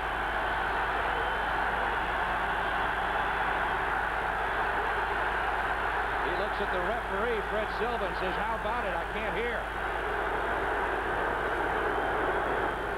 Well, I remember an Eagle game that you were involved in. Wasn't it a Monday night game in Miami, and Jaworski kept going back to the huddle? We were back in the shotgun in the fourth quarter, and the game was really tight, and the fans were making so much noise. With Jaworski back 6 yards from the center couldn't hear the snap counts. And so we just kept, I don't know, 5 or 6 times, and finally, actually, we made a mistake. We snapped the ball, ended up getting an interception. Well, the league is talking about installing transmitters in the helmets of the receivers and the quarterbacks, perhaps on an experimental basis in preseason next year, to avoid the advantage that you get at a noisy stadium like this one. I think there's better ways to spend the money in the National Football League. Of course, the Bears aren't operating out of the shotgun. They're operating out of the normal T formation. Crowd chanting defense. They would like to play, fans. Just quiet down so they can. You know as well as I do that every time they go back, they're going to be yelling twice as loud the next time. 1st and 10 at the 22. Peyton in motion. They get the play off. Fuller in trouble behind the line. Good runner. Slides to a halt at the 27-yard line. It quiets him down a little bit. Pickup of about 5 yards on the play. Frank, Mike Ditka told me yesterday this guy can really run, but they don't want him running. He's healthy enough to throw the ball, but not healthy enough to take a direct shot on that injured shoulder. He said the only thing that they haven't worked out with Fuller in practice is taking a hit on that shoulder. Taking that hit, and you can't do it. You know, that's separated twice in 1 year. You just can't afford to get him hurt scrambling like that. Behind him, they have Greg Landry, who they picked up just a couple of weeks before the regular season ended, and Rusty Lish. 2nd and 5, Bears at their 27. Suey and Payton in the backfield. McKinnon in motion. Walter Payton. 1 yard, and that's about it. And Dave Butts would not be taken out of that play. Number 65, the 11-year veteran. Price was steep for Mr. Butts. He cost the Redskins when they signed him as a free agent from the Cardinals. 2 number 1s and a number 2, and for a while they thought they'd made a mistake. This guy, Dave Butts, is making a lot of money working his hobby, carving decoys. He cannot fill all the orders. He's booked all the way through and sold all the way through April of '85. 3rd down, let's still call it 5. Needed for the 1st down for the Bears at their 27.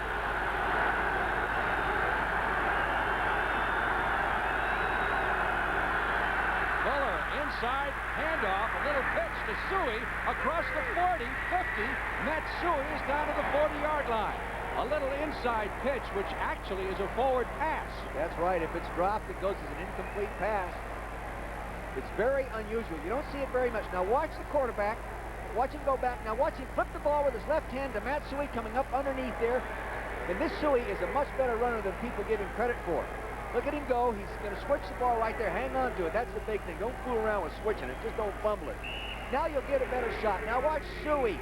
Watch Suey right there from the reverse angle. See him coming in, number 26, flip it right up there. Dexter Manley was suckered upfield, and look at him go. Good runner. No Walter Payton, but he's still a good running back.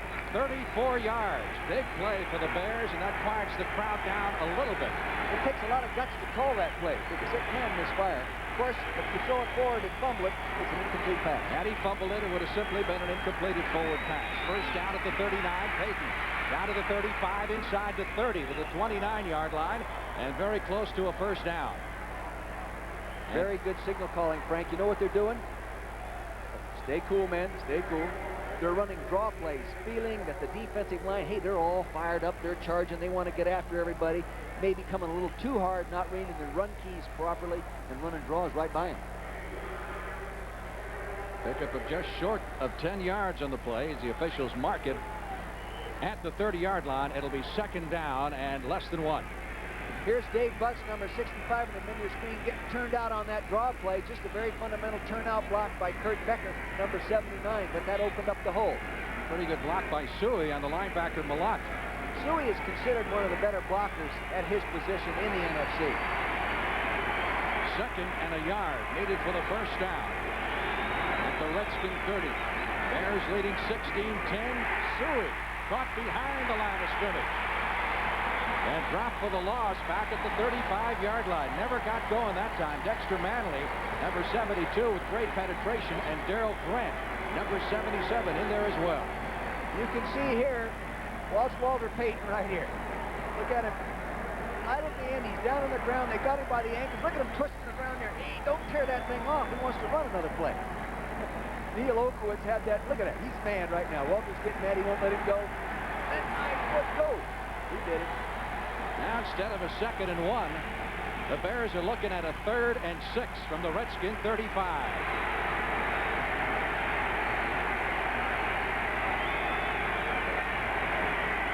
Bears staying on the ground for the most part, but here's Fuller going upstairs and going long for Dunsmore, the tight end, who can't reach it at the goal line, but we've got a flag dropped to the 15-yard line. Oh, come on now. Let's not start having this stuff.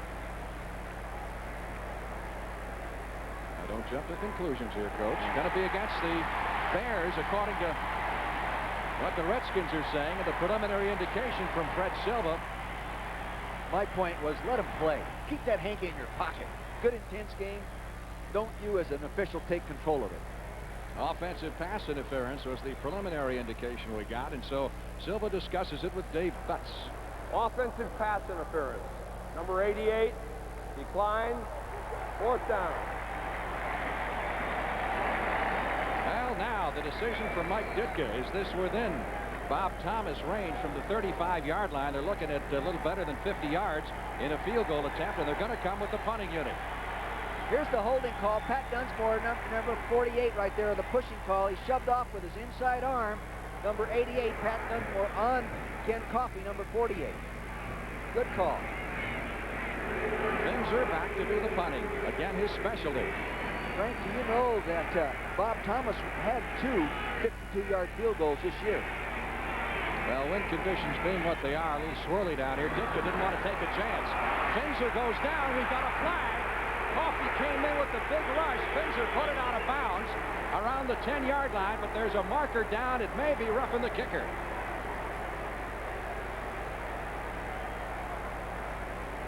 Watch the punter now. Take a look. Here he's coming around the outside to your right. There he is. He was blocked into him. He was blocked into him, Fred. Well, Fred Silva obviously didn't see it that way. It looked like he came off a block and in the air. Unless they change it, let's see. Running into the kicker.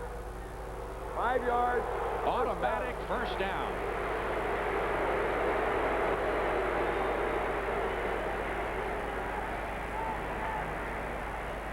Coffey came out with the big rush and definitely got a piece of Finzer, but was he blocked into it? Now watch from the right side of your screen. You're going to see the punter field the ball low. Now you're going to see him coming right here. Here you see him shoved right there by 58, Wilbur Marshall. I thought, I don't know, it's really tough to call. The officials are down there in a better position than I am. They must be right, Frank? That's what you keep saying. You didn't say that when you were on the sidelines. No, but I have to be careful. Sitting up here sometimes I find myself venting my...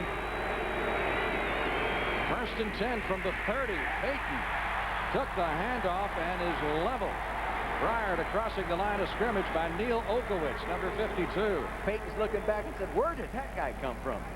Okowitz rated one of the great overachievers of the Washington Redskins. Watch number 52 come flashing in there from behind. Dexter Manley, 72, is eyeballing him right there, and there's old Neil Okowitz. You know, he's a law enforcement major, and he just enforced the law right there.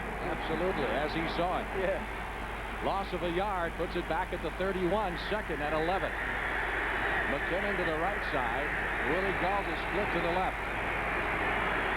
Fuller for McKinnon. Got open at the near sideline, went out of bounds after catching the ball at the 15-yard line. And Vernon Dean's looking around saying, whose man was that? I know, it's pretty obvious. You're lined up out there. It might have been a double coverage. Here's Vernon Dean, number 32. There he gives him a little jam. He's expecting deep help. He didn't get it quick enough. He settled right down there in that zone. Nicely done by Dennis McKinnon, number 85. He settled in that zone between the rolled up corner and the safety rotating over there. Prior to that pass, Fuller's been averaging 32 yards per completion. They haven't thrown it that often. Of course, they got the big one in there to go for 75. But that was a 10-yard completion. That's right. If that. First and 10. Bears at the Redskins 16-yard line. 4 minutes left. Third period. Fuller flushed out of the pocket. Goes to McKinnon. Touchdown. Fuller keeping his cool, and there was some question in my mind almost that Fuller got beyond the line of scrimmage before he threw that thing, but no flags. Real good poise right there. He flushed up inside. The receiver stayed with a pattern. He knew what was going on with his receivers downfield, found the open man, and I'll tell you, it's really tough as a defensive back to cover a guy in that situation.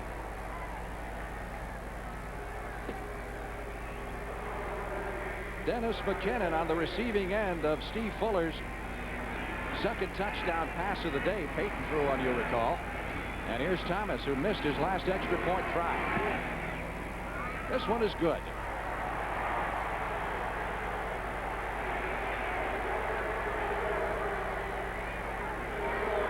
You're looking at this as if you were a middle linebacker. Neil Okowitz, 52, the little action there. Now the quarterback, now watch the quarterback slide up inside Butts, number 66. Now he's up in there. He lays it off out here to the right. See, he broke away from Ken Coffey, number 48, Dennis McKinnon. Watch the right side of the line pass protect here. Now you have Big Keith Van Orn, 78, Kurt Becker, 79, doing a nice job. Dave Butts, 65, not 66, as I said earlier. All right, Hilgenberg picks him up. He flushes up inside, does a nice job. Hey, where are you going? Look at the reaction here. Now watch this. He knows it's going to be good. Well, watch this. It's not over, though. Remember that, Mr. Fuller. Timeout, covering 5.5 minutes on the clock. Kickoff coming down to the far side to Keith Griffin, who fumbles it out of bounds at the 14. These guys are getting wide open, Dick. Here he is in the slot. Obviously, they went to a zone coverage. The tight end went down and crossed. He came down underneath it, caught the ball right here. This strong safety, in this case, Ken Coffey, did not cover him man-to-man. He got in there behind him in the zone. Now watch. Watch the slot man cross. See him coming across. They're playing zone down here. Now you'll see the corner over here, Mr. Coffey, and he lays it up to him in the end zone, and he lost him right there for the touchdown. Well, for a guy they thought might not be able to play, and Mr. McKinnon, he's done an outstanding job. Had his knee scoped a month ago, and he's back in there and doing good. 23-10 hole. As Theismann brings him up to the line of scrimmage, first and 10 at their 13-yard line after Keith Griffin fumbled that kickoff out of bounds. So Theismann trying to get it going. Go back to throw. He's got the Muhammad, and Muhammad drops the football. May have heard a few footsteps from Leslie Frazier coming up on him. Frank, what I think he did, now watch this. Here's an experienced receiver coming off the line of scrimmage. He's got the corner. Now watch him take his eye off the ball right there. He's going to run with it before he caught it. Didn't get it put away. A fundamental mistake. A high school receiver makes that mistake. You wouldn't expect a pro receiver to make that mistake. Muhammad cost the Redskins a 4th-round draft choice, but without him, they would not be in this divisional playoff game against the Bears. He's had a great year for them after they had all kinds of injury problems, including losing Charlie Brown at the wide receiver. 2nd and 10. Washington at its 14-yard line. Art Monk in motion. Theismann in trouble. Gonna have to run it out to the 10 to the 15-yard line and caught at the 17.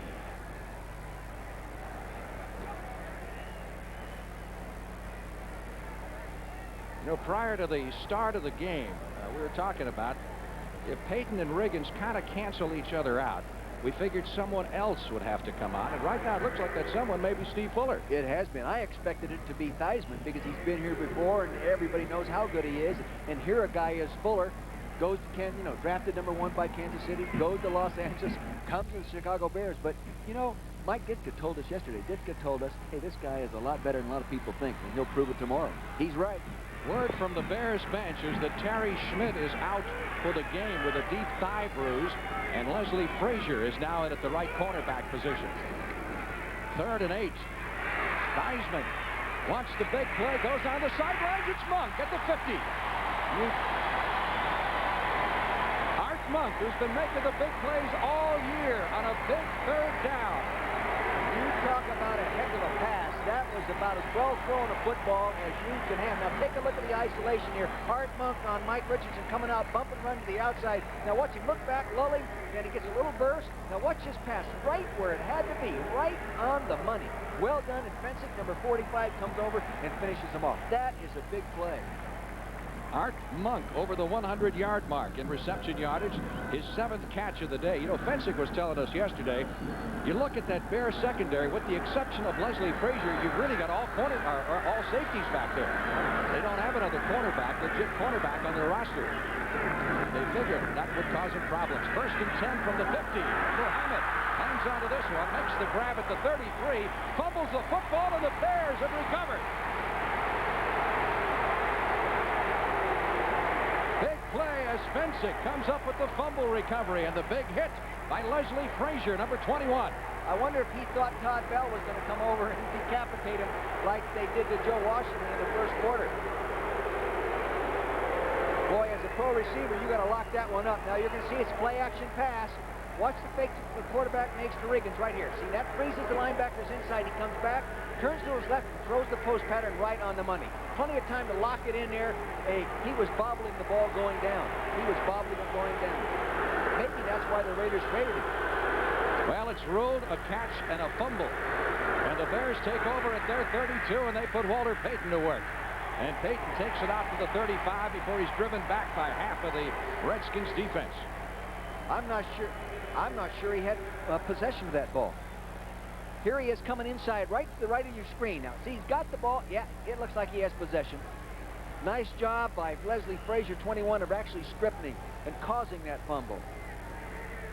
And the reaction of Joe Theismann. Oh, my, what else can go wrong? I cannot believe it, he's saying. See, he's saying right now, where is Charlie Brown? Bears with a 2nd and 8 at their 35. We've hit the 2-minute mark in the 3rd quarter. Bears leading 23-10. But that missed extra point still looms possibly large. Fuller handing off to Payton. And Payton will clear it out to just short of the 40-yard line.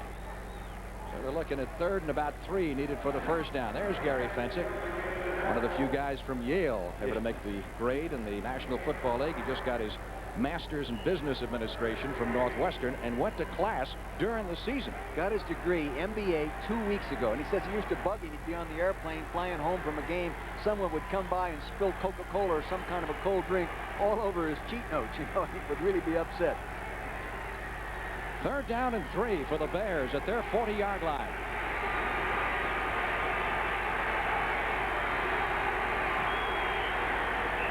Anderson is in at a wide receiver. And Fuller wants a timeout and gets it with 1:12 left to play in quarter number 3. It's the Bears 23, the Redskins 10. Talked to him yesterday. He said he had a hunch that the Bears are going to win this football game, and he's only had a hunch like that once before that he can recall, and that was when Arkansas was a big underdog to Oklahoma. It was either the Sugar or the Orange Bowl, and they trumped the Sooners that year. So we'll see what kind of a prophet he turns out to be. The Bears have a 3rd and 3 at their 40. Most teams passing down. When he got Payton, maybe not. Fumble by Fuller. Who got it? Ball is loose. Redskins have recovered. Rich Malott, number 57.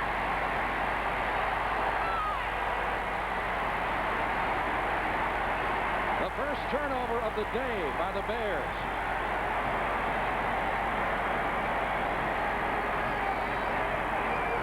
So the Redskins come up with excellent field possession at the 36. Here you have a great shot of a bad exchange by the quarterback in center right there, and it may have been caused by the man now being lined up on Jay Hilgenberg. The center's right up on his nose, and he may have lost concentration initially on making the snap. See the man right on his nose right there? Boom. Probably short-armed the snap, turned it loose because you can see the ball was on the ground. I'd call that one on the center. 1:06 left in the 3rd period. Redskins 1st and 10 at the Bear 36. Theismann wants to capitalize. Whip, going long, a rainbow down the far sideline. And intended for Calvin Muhammad, it was Mike Richardson, number 27, who is back there with him. I tell you, that Mike Richardson is really playing good pass defense. Up there tight, one-on-one. Here he is doing a nice job. Better keep your arm out of there, Mike Richardson. That's pass interference. Does a nice job right here. The ball was maybe a little bit underthrown, but really a nice job of playing pass defense. And you can see they're still working to Calvin Muhammad, so they have not lost confidence in him. Richardson, just a second-year man out of Arizona State. He was a second-round draft pick last year. 2nd and 10. Redskins at the fair 36. People in Compton, California can be proud of that guy. He's playing well. Art Monk, the man in motion for the Redskins. Theismann, quick throw this time, comes to Monk. Out of bounds, they say, at the 28-yard line. Todd Bell, number 25, was over there. Bell was a 4th-round draft pick back in 1981 in his 4th year in the league. Played his college football at Ohio State, and this year will be a Pro Bowl starter. Art Monk, surprisingly enough, is on the Pro Bowl team, but not as a starter after he sets the record for catches. Maybe you have to catch 125 before you get all their votes, huh? But, you know, the motion is really loosening up that one-on-one coverage a little bit, and I think to probably stay with that. 3rd down, long 2 needed for the 1st down for the Redskins at the Bear 29. Riggins in the backfield. Audible. Theismann going long for Didier. The tight end makes the catch, goes out of bounds at the 3. 1st and goal.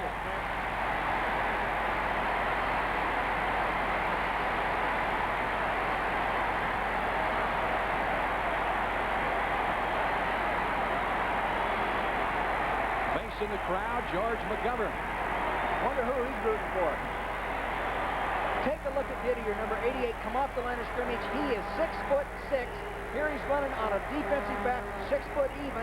He does a nice job, extremely well thrown ball right over the outside. He takes those gloves that he's wearing, reaches up, plucks the football out of the air. Look at this one right here. Nice job. That's a physical mismatch. This guy has the speed of a wide receiver. 26-yard pickup, 1st and goal for the Redskins at the 2-yard line. Wansley, the man in motion, it is Riggins over the left side, shoved back after picking up a yard to the 1-yard line. Didier, by the way, now 4 catches for 85 yards. Watch Otis Wansley go in motion right here. Now watch him here. He's going to see him start in motion. Now watch him come this way. Now watch him give a little juke move like that. What he's trying to do is sort of soften the contain. Now he comes and blocks out on Gary Fensick, and they run up inside. The teams who have done well against the Bears this year and beaten them are teams with a lot of motion. And that's what the Redskins have. 2nd and goal from the 1. Riggins, touchdown.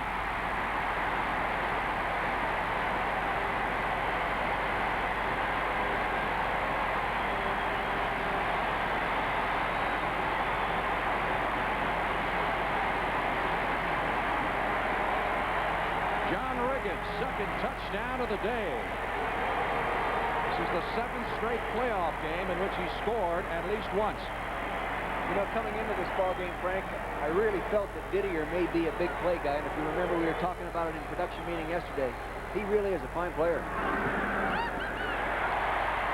Mosley tacks on the extra point.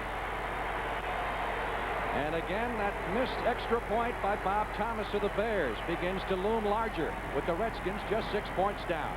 Take a look at Mike Singletary, the effort he makes to get up in there and try to make the play. Look at that effort. You can't ask a guy to give any more, but the offensive line does a good job of controlling the rest of the line of scrimmage. Watch Singletary now. See him? Watch him right in the middle. Come up over the top. Look at that. He wants to get into the backfield and make the play. He couldn't get there. John Riggins does a nice job of taking him on in for the score. That touchdown ran us down to the 5-second mark in the 3rd quarter as Riggins inhales some oxygen on the sideline. Frank, I have a little interesting stat to interject at this time. The Bears have been outscored by 77 points this year in the 4th quarter. You better see how they play in the 4th quarter. Well, the Hogs and their friends are enjoying this day before New Year's Eve. Look at those people. You can't believe those guys. Huh? Can you imagine putting on that mask and all that kind of stuff and coming to a football game? These, in some cases, are, I understand, very prominent business I know. executives. In some cases, it might even be an improvement in looks, huh? I don't know about that. Well, the turnover gets you every time, and it did that time as the Bears fumble, giving the Redskins only 36 yards to move, and Theismann has now improved his numbers to 19 out of 29 for 268 yards. Hayes is kicking off. This will be the last play of the third quarter.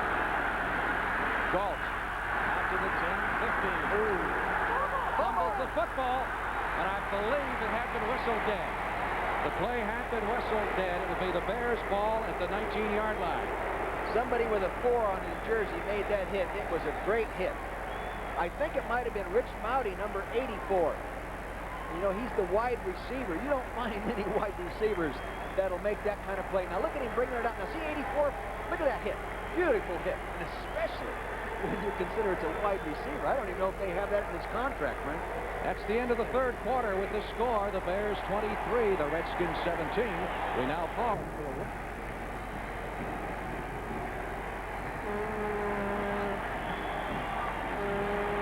Frank Lieber with Dick Vermeil back at RFK Stadium.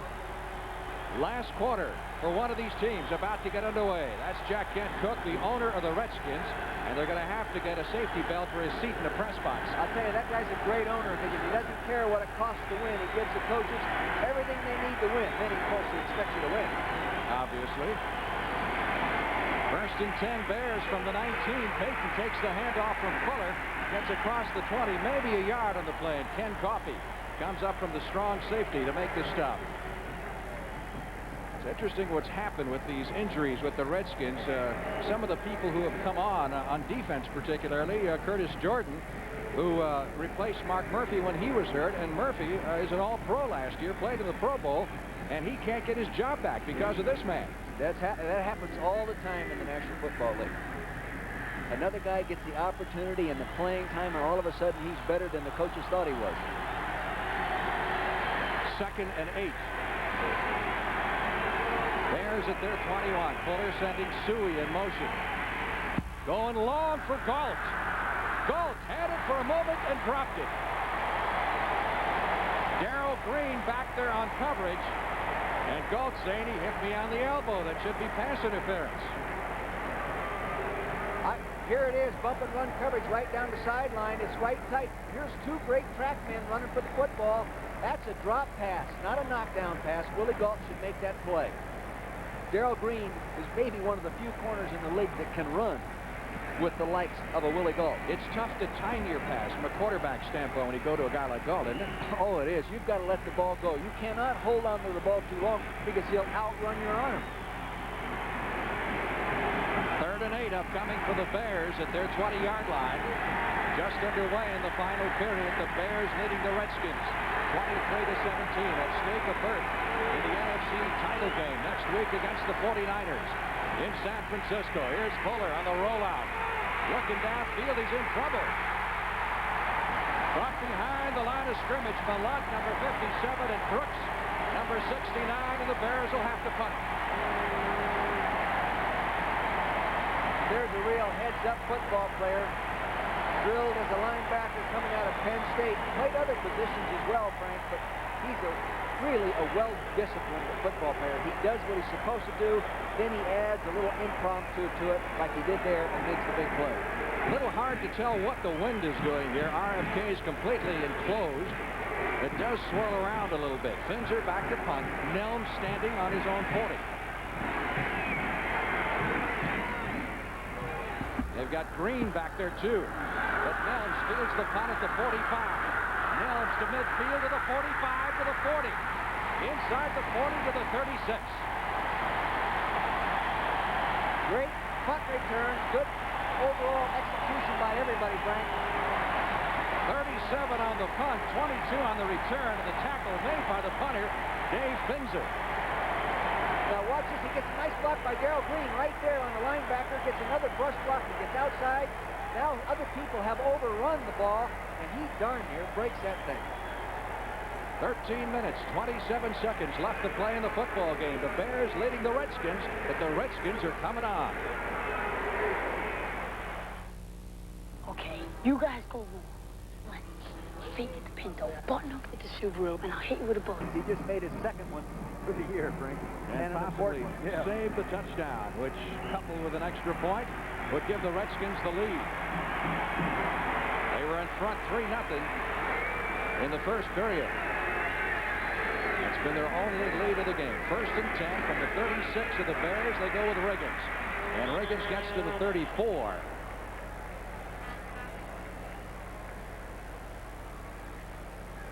Well, you mentioned a few moments ago that the Bears have had problems in the fourth quarter. On the other hand, Redskins seem to do well. They do. You can see right here that the Chicago Bears are minus points in the fourth quarter, where the Redskins are plus points in the fourth quarter. 2nd down, 8. Washington at the Chicago 34-yard line. Didier is wide to the right side. Monk in the slot. Now Monk starts in motion. Theismann back to throw it. Pumps it once, gets rid of the ball, but was under heavy pressure and may have just thrown it away. You can see what happened on that. Art Monk was the motion man trying to shake the defender, and he fell down. That'll set up a 3rd and 8. And again, they need some more yardage here to get within Mosley's effective field goal range. At this point, you're talking about a 50-yard field goal attempt, maybe 51 for Mosley. And Mosley, from that distance, is 12 for 41 in his career, so he'd like to have a little bit closer. Washington, 6 out of 12 on 3rd down conversions. Looks like they're coming after Frank. They're showing blitz, fumble. Theismann comes up with the ball, and the Redskins retain possession at the 40-yard line, but that will put them out of the field goal range of Mosley, and the punting crew will come on. Dan Hampton threw there quickly. This is one reason some people don't like the shotgun, Frank. It was a high snap, and Joe saw the rush coming in, the ball going up high, and he got in between field and the ball and protected himself. There's a shotgun again. The Redskins haven't used it all year. Now you bring it out in the playoffs. Is that the time to bring it out? You can do it. Yeah. They've had a few high snaps, but you can do it. It isn't as difficult as most people really think it is, especially the fans. Well, up until this point, Joe Gibbs said he wants no part of it. But he's changed his mind with this Bear defense. High kick, fair catch. Fisher at about the 10. Nice punt. So the Bears will take over 1st and 10 at their own 10-yard line after the 30-yard punt by Jeff Hayes. Bears leading the Redskins by 6. Curtis Jordan, the Redskin defensive back we were talking about a moment ago, and the word we get from below is that he may have suffered a fractured collarbone. He's putting his jersey back on. He's certainly not intending to come back in the ballgame. Stay warm, Frank. The only good news to come out of that, they've got an all-pro to replace him in Mark Murphy, who was injured a good portion of the season. He gets his job back the same way that Curtis Jordan earned his job, through the injury routine. Bears leading 23-17. But the momentum of late has been with the Redskins. 1st and 10 from the 10. Fuller with the pitch to Payton. And Payton is dropped behind the line of scrimmage and then pulls his way forward beyond the 10 out to the 11-yard line. Vintage Walter Payton. That looked like a sure loss on the play. Watch how tough this guy is. He's deep in the I formation. He's going to toss him the ball. He gets it deep right there. He gets it tucked away. Now he gets turned up inside. He's getting the block right there.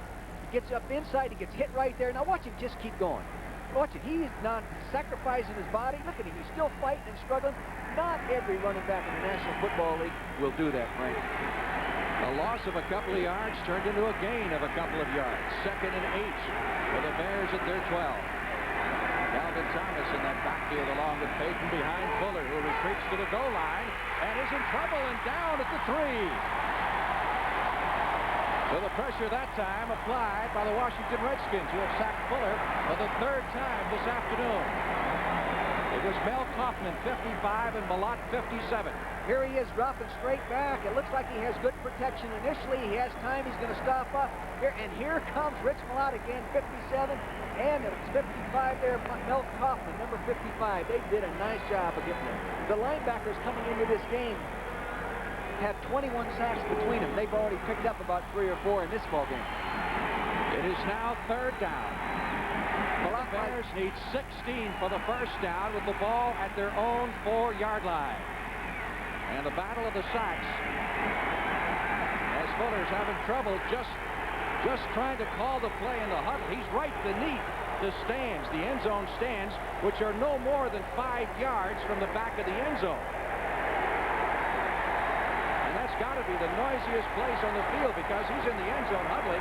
He's no more than 7 or 8 yards from the stands.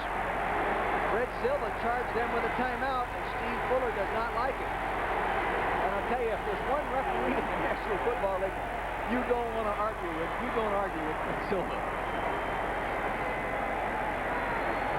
Who's proud to be the 12th man? Well, about 55,000 people are in the stands here. They're all proud. You bet they're proud. I used to think the 12th man was the referee. They didn't even like me. 10 minutes, 49 seconds left to play in the game. There you are. Look at this, a great shot coming out of the end zone. They have to get to the 20-yard line, just beyond, to pick up the first down. Oh, Payton takes a tremendous hit at the line of scrimmage and moves it out to about the 7 for a pickup of 3, but the Bears will be punting from the end zone. Ken Coffey, number 48, with the big hit. Watch the handoff deep in the backfield, and watch this defensive back, Kenny Coffey, number 48, flash. See, there's a hole. Here he comes. Bang! He does a real nice job of putting a hit on Walter Payton. Redskins should come out with excellent field position as Finzer prepares to punt from the back of the end zone. Nelms is standing, actually, in Bear territory at the 48-yard line. Here's when you evaluate how good your punter is. This guy's good. He got a nice punt up, not very far, but he hung it up there good. Nelms made the catch and maybe took a little bit of a gamble, not signaling for the fair catch as he's dropped immediately, but the Redskins are in great shape with a first down at the Bear 40 when we come back. Right after the Bears kicker, and the reason that the Bears lead is only 6 points is this missed extra point try by Thomas back in the second quarter. Here it is, Frank, and you know this guy has a Chicago Bear record going for him right now of 12 straight field goals in a row, and here he misses an extra point. 52 left to play in the game. The fake to Riggins. Theismann in trouble behind the line of scrimmage and goes down under the rush of Steve McMichael, number 76, the 5th-year man from Texas. Steve McMichael has done a real good job. He came into this ball game, Frank, with 22.5 career sacks. Take a look at Steve McMichael now. You'll see him flash from the right corner of your screen. He's on Mark May 73. He just threw him to the ground, and here he comes, number 76, to get to the quarterback, doing a nice job. Had 10 sacks coming into this game. You know what he does? You know what his hobby is? Hunting rattlesnakes. That's got to be tougher than sacking the quarterback, isn't it? That's got to be a defensive lineman's hobby. It's second down, 16 for the Redskins at the 46 of the Bears. Again, Theismann goes down. We get a flag, and the big hit that time by Richard Dent, and he really leveled Theismann. But the dreaded hanky has fallen. Offense, number 62, holding, decline, third down. Here's a shot of it right down ground level. Here's McMichael, Steve McMichael, 76, and you can see Morristown, number 62, reaching around and grabbing him and pulls him away from the quarterback. You've got to call that. He was activated today. He might be having more problems than he normally would because of the lack of playing time. Give the Bears defense a lot of credit. They have now shoved the Redskins back in their own end of the field. This drive started at the Bears 40. It is now third down, 24 needed for the first down, and the Redskins are back at their 46, and Joe Theismann wants a timeout. 3-second clock had run down, and he didn't want to get called for a penalty. Right, I said just like your old coaching days. Yeah. Third down. Redskins need 24 for the first down at their own 46. Monk in motion. Theismann escapes Hampton. Still looking downfield. Pass is almost intercepted. What in the world was Dent doing down there with Joe Washington? Richard Dent, number 95, was down there helping on the coverage with Joe Washington. They do peel off defensive ends from time to time in coverage when linebackers have been committed to rush. Of course, not all defensive linemen can do that, and I have seen many times, Frank, where a defensive lineman has been given that assignment, but he didn't carry it out. Well, Buddy Ryan will tell you that the Bears have 60 different coverages, and they try to put the pressure on everybody, make it very difficult for the quarterback to do a quick read. 4th and 24. Hayes to do the punting. Give the Bears defense tremendous credit. Look at this. Fisher is going to let it bounce at the 5, takes a Redskin bounce, and will be down at the 7-yard line. Oh, that's got to be the kick of the day. Say he's a pressure player. Pressure player. That had a hang time of 5.1, Frank. That was up in the air a long time. 46 on the punt, nothing on the return. NCAA back again. The Redskins have the Bears backed up inside their 10. Manley, great pressure on Fuller, almost got him for the safety. He did get it out to the 2 or 3 yard line.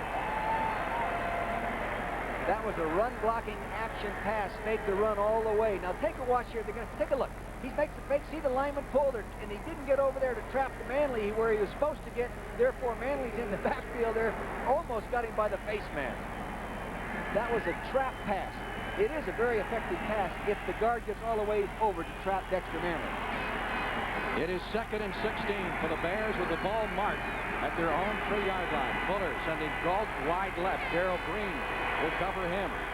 Brad Anderson is wide to the right. He's got Vernon Dean on him. And Fuller from the end zone gets it out to Payton at about the 7. Payton to the 10 and run out of bounds. Looks to be short of the first down around the 15 or 16 yard line. They needed to net the 19 for the first. And they're going to spot it at about the 16. You see Payton on the left-hand corner of your screen. He sets, he comes outside, he's running a little option route on the linebacker. He turns out nicely. There the ball is to him. Now you got to make that tackle. And Malott, number 57, doesn't miss many, but on that guy, you got to get both arms and your head across the bow. Take a look, Okowitz, number 52. He's hunting him up. Here comes Butts being fired. They got 2 people blocking him. Here comes Manley charging in there. Holy mackerel, what a war going on inside the trenches. Third down, Bears need 4 for the first down from their 15. We're going to run out of time, Frank. Fuller caught behind the line. Trapped at the 6-yard line by Malott. Oh, he's played a game. Rich Malott, one of the Redskins who was injured earlier this year, had an elbow injury and has come back to play one of his best games. I think he's going to get the defensive game ball if they win the game today. He has really played well. It looked like to me this was a design rollout. Start straight back, now go to your right, now roll on out. See, maybe not. I can't tell by here, but there's Malott coming up and contain and does a nice job of pulling him down. That's 3 sacks, I think, for him today. Actually, 3.5 the way they figure it out of the 5 that the Redskins have recorded. Now you're given credit for a half a sack, Frank, when another guy gets there with you and helps you get him down. I did good talking to David Finzer. Of course, Mike is one of a Tom Landry protege in the playoffs, along with Dan Reeves of Denver. The people at Penn State are really, really high on this guy, Rich Malott. They're very proud of what he's done in the National Football League. Peach Bowl comes your way tomorrow at 3 o'clock Eastern Time. Our holiday football cup. Backed up 8 yards deep in the end zone, and again Nelm standing at about midfield. 8 minutes, 11 seconds left to play in the game, and Finzer's going to take a safety. He talked it over with Mike Ditka on the sidelines, and rather than risk a possible touchdown here with a block kick or giving the Redskins great field position, they're going to take the safety, which will make it 23-19. Of course, the Bears will have to kick it away. And it looks like a few guys on the Bears bench are looking around saying, what was that for? They were surprised. I was not surprised. I wouldn't say that would be the same thing I would do or a lot of other coaches would do, but I think it is a good decision on his part. The field goal can't beat him anyway. The touchdown's going to beat him. Here it is right now. He's taken that snap. People expect him to punt the ball. He just steps out the back of the end zone, giving him the safety. Now he can move the ball out to the 20. Helms counting heads to make sure there are 11 Redskins on the field. That's all the help he can get.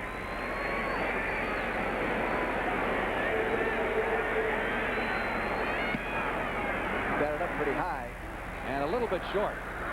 Nelms at the 35 to the 40, 45, 50, and down to the 45-yard line. So I don't know if they gained that much. No, didn't get in. Was not a real good punt. Was not a good punt. A good job of special team execution by the Washington Redskins, and of course Mike Nelms, one of the fine punt returners. So Finzer's got to be a little unhappy. He didn't get more of his foot into that ball because the Redskins again come up with excellent field position. Last time they punted from that area, they were down to the 40-yard line to begin with. Take a look at the punter there now. He had a free kick. Now he's got to go in and get involved with the tackle again. He's on the tackling chart 3 times this year. First and 10, Redskins at the Bear 45-yard line. Straight out pass. Theismann trying to get it away, slips Hampton's grasp and throws the football away.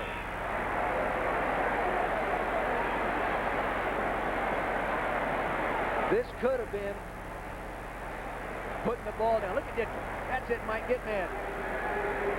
Well, he thought that, you know, the rule says, again, it calls on the official to do a little mind reading to determine whether or not, in the official's judgment, that he was just throwing the football to avoid a loss. And the official, Fred Silva, the referee, said no. No, that's a matter of judgment right there. Receiver in the area means nothing. It's all in the official's judgment, whether or not he thinks that quarterback was throwing that ball deliberately to avoid a loss. They're in that 46 defense again, Frank. Second and 10 for the Redskins at the Bear 45. Theismann over the middle to Monk. Close to a first down at the 35-yard line. Again, depending on where they spot it. I think he got the first down. Durson making the stop for the Chicago Bears. Watch Art Monk in the slot in 3-point stance, number 81, right there on Dave Durson, 21. He beat him inside, just looking for the little quick slant, first down, I think. When you're in trouble, Frank, you go to Art Monk. That's all there is to it. And that's the 9th time they've gone to him for a total of 120 yards. First down, Redskins at the Bear 35. Joe Gibbs, who actually took a day off during this 2-week period, did a little duck hunting. Went goose hunting and duck hunting with his son. He said, you know, Dick, I couldn't believe how beautiful the sun is when it comes up in the sloughs. I just couldn't believe it, how beautiful. Everyone thought I was crazy seeing all that kind of beauty in that. And Mike Ditka didn't take any days off. He worked on the 49ers for a week, figuring he'd be there. Here's Theismann. Protection good this time. Now he's got some problems. Joe Theismann, who's run more today than he has all year, delivers the pass downfield and connects to Don Warren, who is seldom used as a receiver by the Redskins. And that'll be right at the 25-yard line, and that is another first down for Washington. Now you're going to see play action fake, movement right there. Here's a little fake to Riggins again. Now watch him scramble back. Now watch him scramble. Here comes a rush right there. He starts to pump the ball. He can't get it. He starts scrambling. He gets around Wachter, number 70. He's out there. Here comes Singletary. He gets the ball off to Dave Warren. And I'll tell you, Warren probably went into their scramble drill right there. Broke this pattern off and got open. Theismann may still be the difference in this game. First down, Redskins just inside the Bear 25. Audible, Frank. Audible. He's going deep. Theismann throwing the ball away down the far sideline. Muhammad was the closest receiver to it.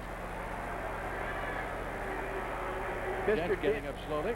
Yeah, he's getting tired of rushing that quarterback. You know, in the second half, they've been throwing the ball so much more. That means he's rushing the passer all the time.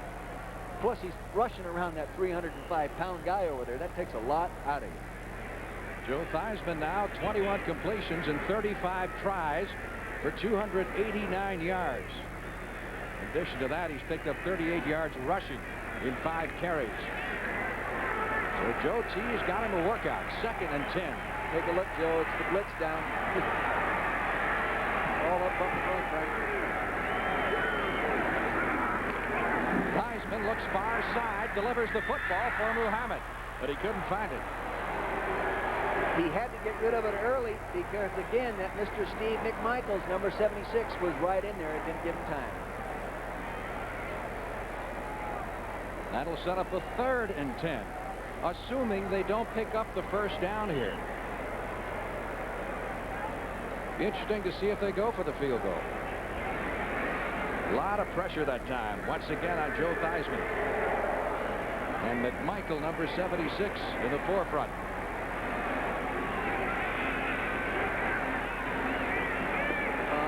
They're taking an awful long time, Frank. That clock's down to 10 seconds, 9 seconds already. They're going to have trouble getting it off, and that's tough if you can't audible now. 4 seconds, 3 seconds, 2 seconds, 1 second. Just got it away. Theismann on 3rd and 10. Loses the ball. However, it's going to be ruled an incompleted forward pass. They say his arm was in motion. That time it was Al Harris, number 90, who was in there quickly. A lot of pressure on him. I'll tell you, there's extra pressure on the quarterback when you see that clock going down. That clock's going down. See number 90, Al Harris, standing there right to the right of your screen. There he's coming in. He's picked up by little Joe Washington. There's a physical mismatch, and Harris gets in there. Joe Washington at about 5'9", 178 pounds. 41-yard field goal attempt by Mosley, who hit earlier this afternoon from 25 yards out. He's only 1 for 5 this year at this distance. It's long enough. It is no good. Mosley has missed it left. So Mosley, after hitting his last 6 of the regular season and the field goal of 25 yards in the first half, misses this one. Straight on kicker, fans. You don't see many of these. I think he's the only one. There's the ball coming, and there it goes. It's heading right to the kicker's left, our right, outside the crossbar. Take a look. Let's see if we can watch his reaction. Nice follow through, nice for him. He knows he missed it. He knows he missed it. That would have brought the Redskins to within 1 point. Mike Ditka's reaction on the sideline. We get a break. And more important, the Bears get the ball in favorable field position for the first time in quite some time. Missed the field goal, becomes a free agent after this season. That probably didn't help his negotiating situation any. There's old Dan Hampton. Maybe his hunch is right, Frank, huh? Number 99. We've got 6 minutes, 11 seconds to go. Last 2 times, the Bears had the football. They were inside their 10. This time, they started the previous line of scrimmage, which is the 24-yard line, after the missed field goal attempt. You really have to give the Bears defensive coaching staff a lot of credit for the super job they have done. Buddy Ryan and Jim LaRue.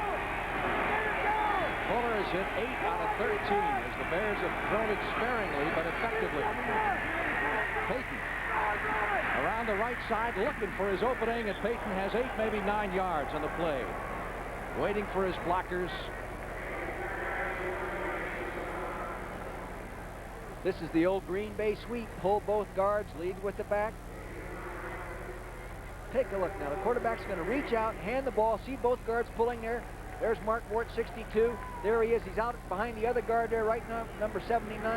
See him, right? He's going to get the block. Good job there, Mr. Becker. He's turning, spinning. He steps on his own man, then gets put to the ground.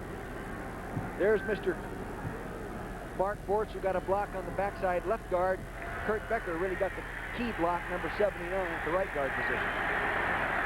McKinnon, who played at wide receiver earlier, is not in there right now. They've got Brad Anderson. Suey tried to pick up the first down and is contained behind the line of scrimmage at the 32-yard line for a loss of a yard or 2 on the play. Matt Suey stopped by the Redskin defense.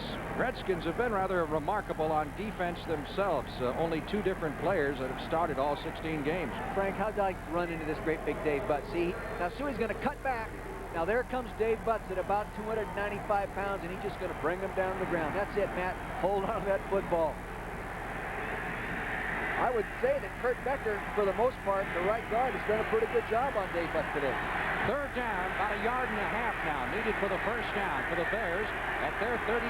Big play here. Payton driving forward close to the 35-yard line, and it is going to be close for the first. Again, depending on where they spot it, it would appear that the Bears got the first down. Yes. Fred Silva, the referee, indicating first down for the Bears, who would like nothing more than now to work on that clock, which, as you can see, just over 4 minutes left to play in the game, and the Bears nursing a 4-point advantage over the Redskins at 23-19. Mike Ditka, as we said, a protege of Tom Landry. Said he learned a lot of things from Landry, mainly consistency and fairness. He said were the 2 biggest things. Payton almost caught behind the line, and now he is caught trapped behind the line of scrimmage at the 33-yard line as the Redskins kept stringing it out until Ken Coffey, number 48, got to Walter Payton. Frank, that's the old Green Bay sweep as run by Green Bay. Really, the same way they put the fullback, he blocks the defensive end in this case. Green and Galt doing a little shoving, exchanging a few words. I noticed during the ball game that Galt, number 83, was doing a real good job of blocking on the run, and maybe Darrell Green just didn't like that time. Oh, Willie's a little tougher than a lot of people give him credit for. He's one of the toughest track men I've ever seen. You know? Second down, 12 for the Bears at their 33-yard line. Payton, 21 carries, 94 yards. Fuller throwing, shoestring catch made over at the far sideline, but not much picked up on that particular play as the reception goes to McKinnon, who's back in there. The fourth quarter really hasn't been a big quarter for the Bears, but they're turning that around right now. There are the stats, and you can see that they are really in a hole compared to the Redskins in fourth quarter scoring. They're minus 24 points, where the Redskins are minus 25. And early in the game, I made a mistake and I said minus 77. That's where they are really for the game. They've given up 77 more points defensively than they have scored. Timeout, 2 minutes, 54 seconds left to play in the coach with him and all. Who would you rather play, the Bears or the Redskins? Who would I rather play if I were Bill Walsh? I'll tell you, I can't answer that. You know, I would say I'd rather play the Bears. Third down and 7. Big play again for the Bears in this drive. They're at their 37-yard line. Fuller looking downfield, intended for Moorhead, the tight end, and out of the reach at the 45-yard line. And the Bears will have to give the football back and put the onus directly on the Redskins' highly touted offense and the Bears' #1 ranked defense. Ditka with an affectionate hug there for his quarterback, Fuller, considering he's missed the time he has with the shoulder separation. He's done a remarkable job.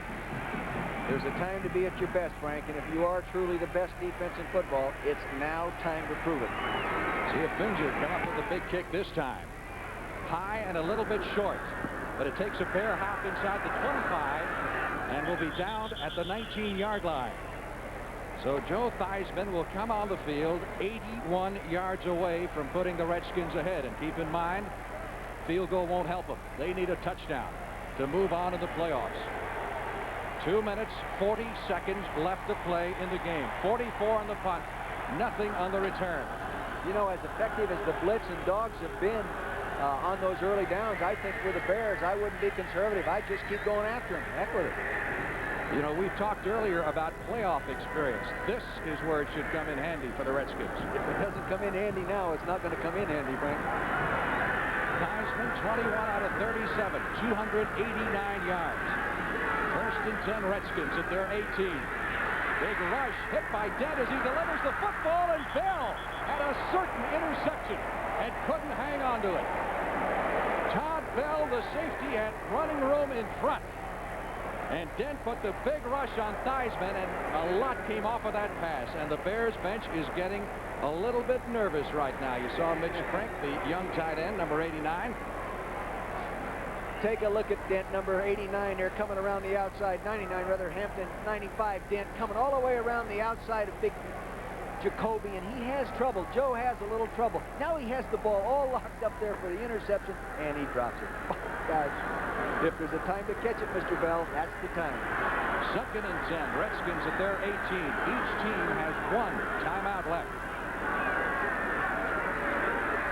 Again, pressure on Theismann. He's flushed out of the pocket and caught from behind at the 15-yard line, and again it was Dent, the second-year man from Tennessee State, who set all the school records there, broke the record set by Claude Humphrey and by Ed Too Tall Jones, and is the premier sack man in the NFC this year. Here we go. Now, that sack was actually caused by the coverage taking away the pattern downfield. He gets back there. You'll see Hampton inside being worked on by Rustram 68.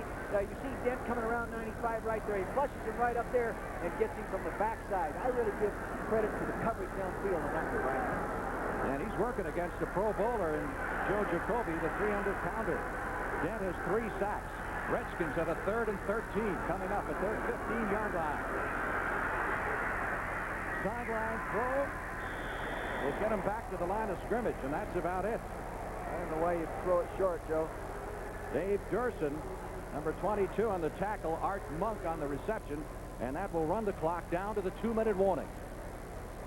2 minutes left to play in the game. The Bears leading the Redskins 23. You drop off and cover. We'll find out momentarily. Joe Theismann going against the #1 defense in the NFL. 4th and 10. Redskins on their own 18. They need a touchdown. They go down the far sideline. Overthrown for Muhammad. And the Bears will take over at the Washington 18-yard line. They need only now to run out the remaining 1 minute and 54 seconds. And the Redskins have only one timeout left. And the Bears doing a little bit of celebrating over on the far side. It goes back again, Frank, to giving credit to those defensive coaches, the Chicago Bears and their players. They've done a great job, a super job of keeping pressure, and you cannot win if you're going to get sacked a number of times. It really is tough, unless you turn around and sack their quarterback. And offensively, Fuller has done an amazing job. 9 out of 15, 211 yards. The big one for 75 yards to Galt in the first half. And Payton has rushed for 94 yards and 21 carries. 1st and 10 Bears at the Redskin 18-yard line. They have silenced this crowd as Suey takes the handoff and carries to the 15. Redskins have been sacked 7 times, Frank. How many times did they get after the Bears? 5 times. 5 5 sacks on Fuller as the Redskins call timeout with 1:47 to go. And the Chicago Bears look like they're heading to San Francisco, and the Redskin fans are heading for the exits. That was the Redskins' last time out. Coming up, the NFL postgame show. Brent, Irv, and Jimmy the Greek will all be on hand. And I guess we can pretty well say right now that it'll be the Chicago Bears of Mike Ditka against the San Francisco 49ers in the NFC Championship game. That's a look at the Washington bench and Art Monk, who's had a great day just staring ahead into nothingness. Nothing to compare with this feeling. They haven't had to experience that feeling in recent years, you know, other than the Super Bowl and getting beat in the Super Bowl. So, but there's always been a team on the other side experiencing that. Now they know what it feels like. 2nd and 7. Payton back to the line of scrimmage. We're going to go into the Bears locker room after the game. We'll talk to Mike Ditka and some of his victorious team. There he is. How about that? First time that the Redskins have lost a playoff game at home in 44 years, and the first time that the Bears have won a playoff game since 1963. Joe Theismann looking on as the final 1 minute and 15 seconds of his year winds down, but it's been a good year for him. It's been a very good year for him. It really has. A lot of people will probably blame him and all that kind of stuff because they didn't win today, because the quarterback takes the blame more often than not. But I don't think he's responsible for the day. Fuller handing off to Payton, who will carry it down to the 12-yard line. That'll set up 4th down and 5 needed for the first down, but no way the Redskins can stop the clock. Joe Jacoby, who has had his hands full this afternoon with young Richard Dent, perhaps come away with new respect for that young Bear defensive lineman. He had respect for him going into the ball game. When I talked to him in the locker room on Friday, he knew he was going to have his hands full. Well, the Bear defense against the 49er offense. That should be interesting. It will be. Bill Walsh has always done a great job of attacking the unusual defense. 30-second clock ran down prior to the snap.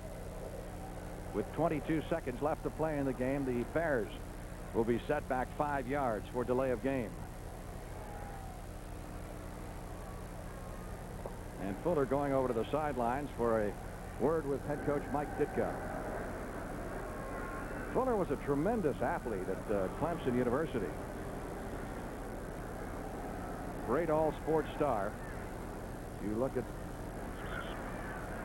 some members of the Redskin bench. That's Calvin Muhammad, who came over from the Raiders and did such a great job for him during the course of the year. He cost him a 4th-round pick, but Joe Gibbs thinks he has something that will make him great. Jordan, who will leave with a broken collarbone. He's doing such a great year this year, filling in for Mark Murphy at the safety position. So all the emotion of seeing your season go down the drain on the Redskins bench as the Bears have really overcome a hurdle here. This Washington crowd and a fine Redskin team. 4th down play. Walter Payton down inside the 10 and looks like he may have the first down at the 9-yard line. Clock still moving with 14 seconds. It is a first down. The Bears don't have to run off another play, and that will put Payton over 100 yards on the afternoon. 106 yards on 24 carries. We got the clock stopped with 8 seconds to go. And the fans are starting to come on the field, and Ditka has come across and already shaking hands with Joe Gibbs. But the officials are saying, wait a minute, we got 8 more seconds to play. And the reason they stopped the clock, the Redskins are out of timeouts, is because apparently a measurement's been demanded by the Redskins. I wonder if Mike's going to have to come across and shake hands again. I doubt it. Joe Gibbs is a great football coach. He's got a lot of class. And boy, I wish I could explain to the fans the feeling you have as a coach when you've just lost a ball game like this. Hold everything. They did not get the first down, and the Redskins offense is going to get one more play, or how many they can put in 8 seconds. They are 91 yards away from winning this football game. Where's Flutie? Remember that? Flutie is the guy they need. Safety blitz.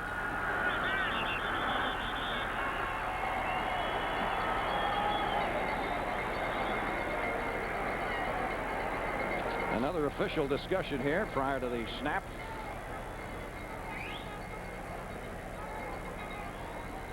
Nothing to do here but the old Hail Mary. Hope they bat it around a while. Maybe you get a pass interference called at midfield and maybe get another shot at it. Or the pass interference penalty downfield, Frank.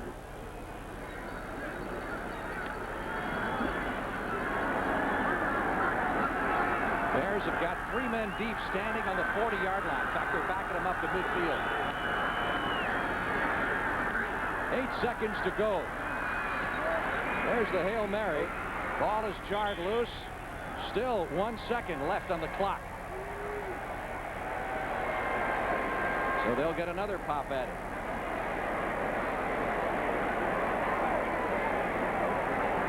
This is kind of prolonging the agony, isn't it? It is. And you talk about agony. That was the feeling I was trying to explain to the fans when you're the head coach and deeply involved in a ball game like this, and you know it's gone, you've lost it, and you can appreciate all the good things that have happened, but right now at this time, they don't mean very much to you. It just tears you apart inside. Stay tuned. Lots more to come on our post-game show. We'll hear from Bill Walsh of San Francisco. We'll go in the Bears locker room, talk to a lot of happy Bears, including Mike Ditka, and maybe have a couple of surprises. 2nd and 10. Time is gone.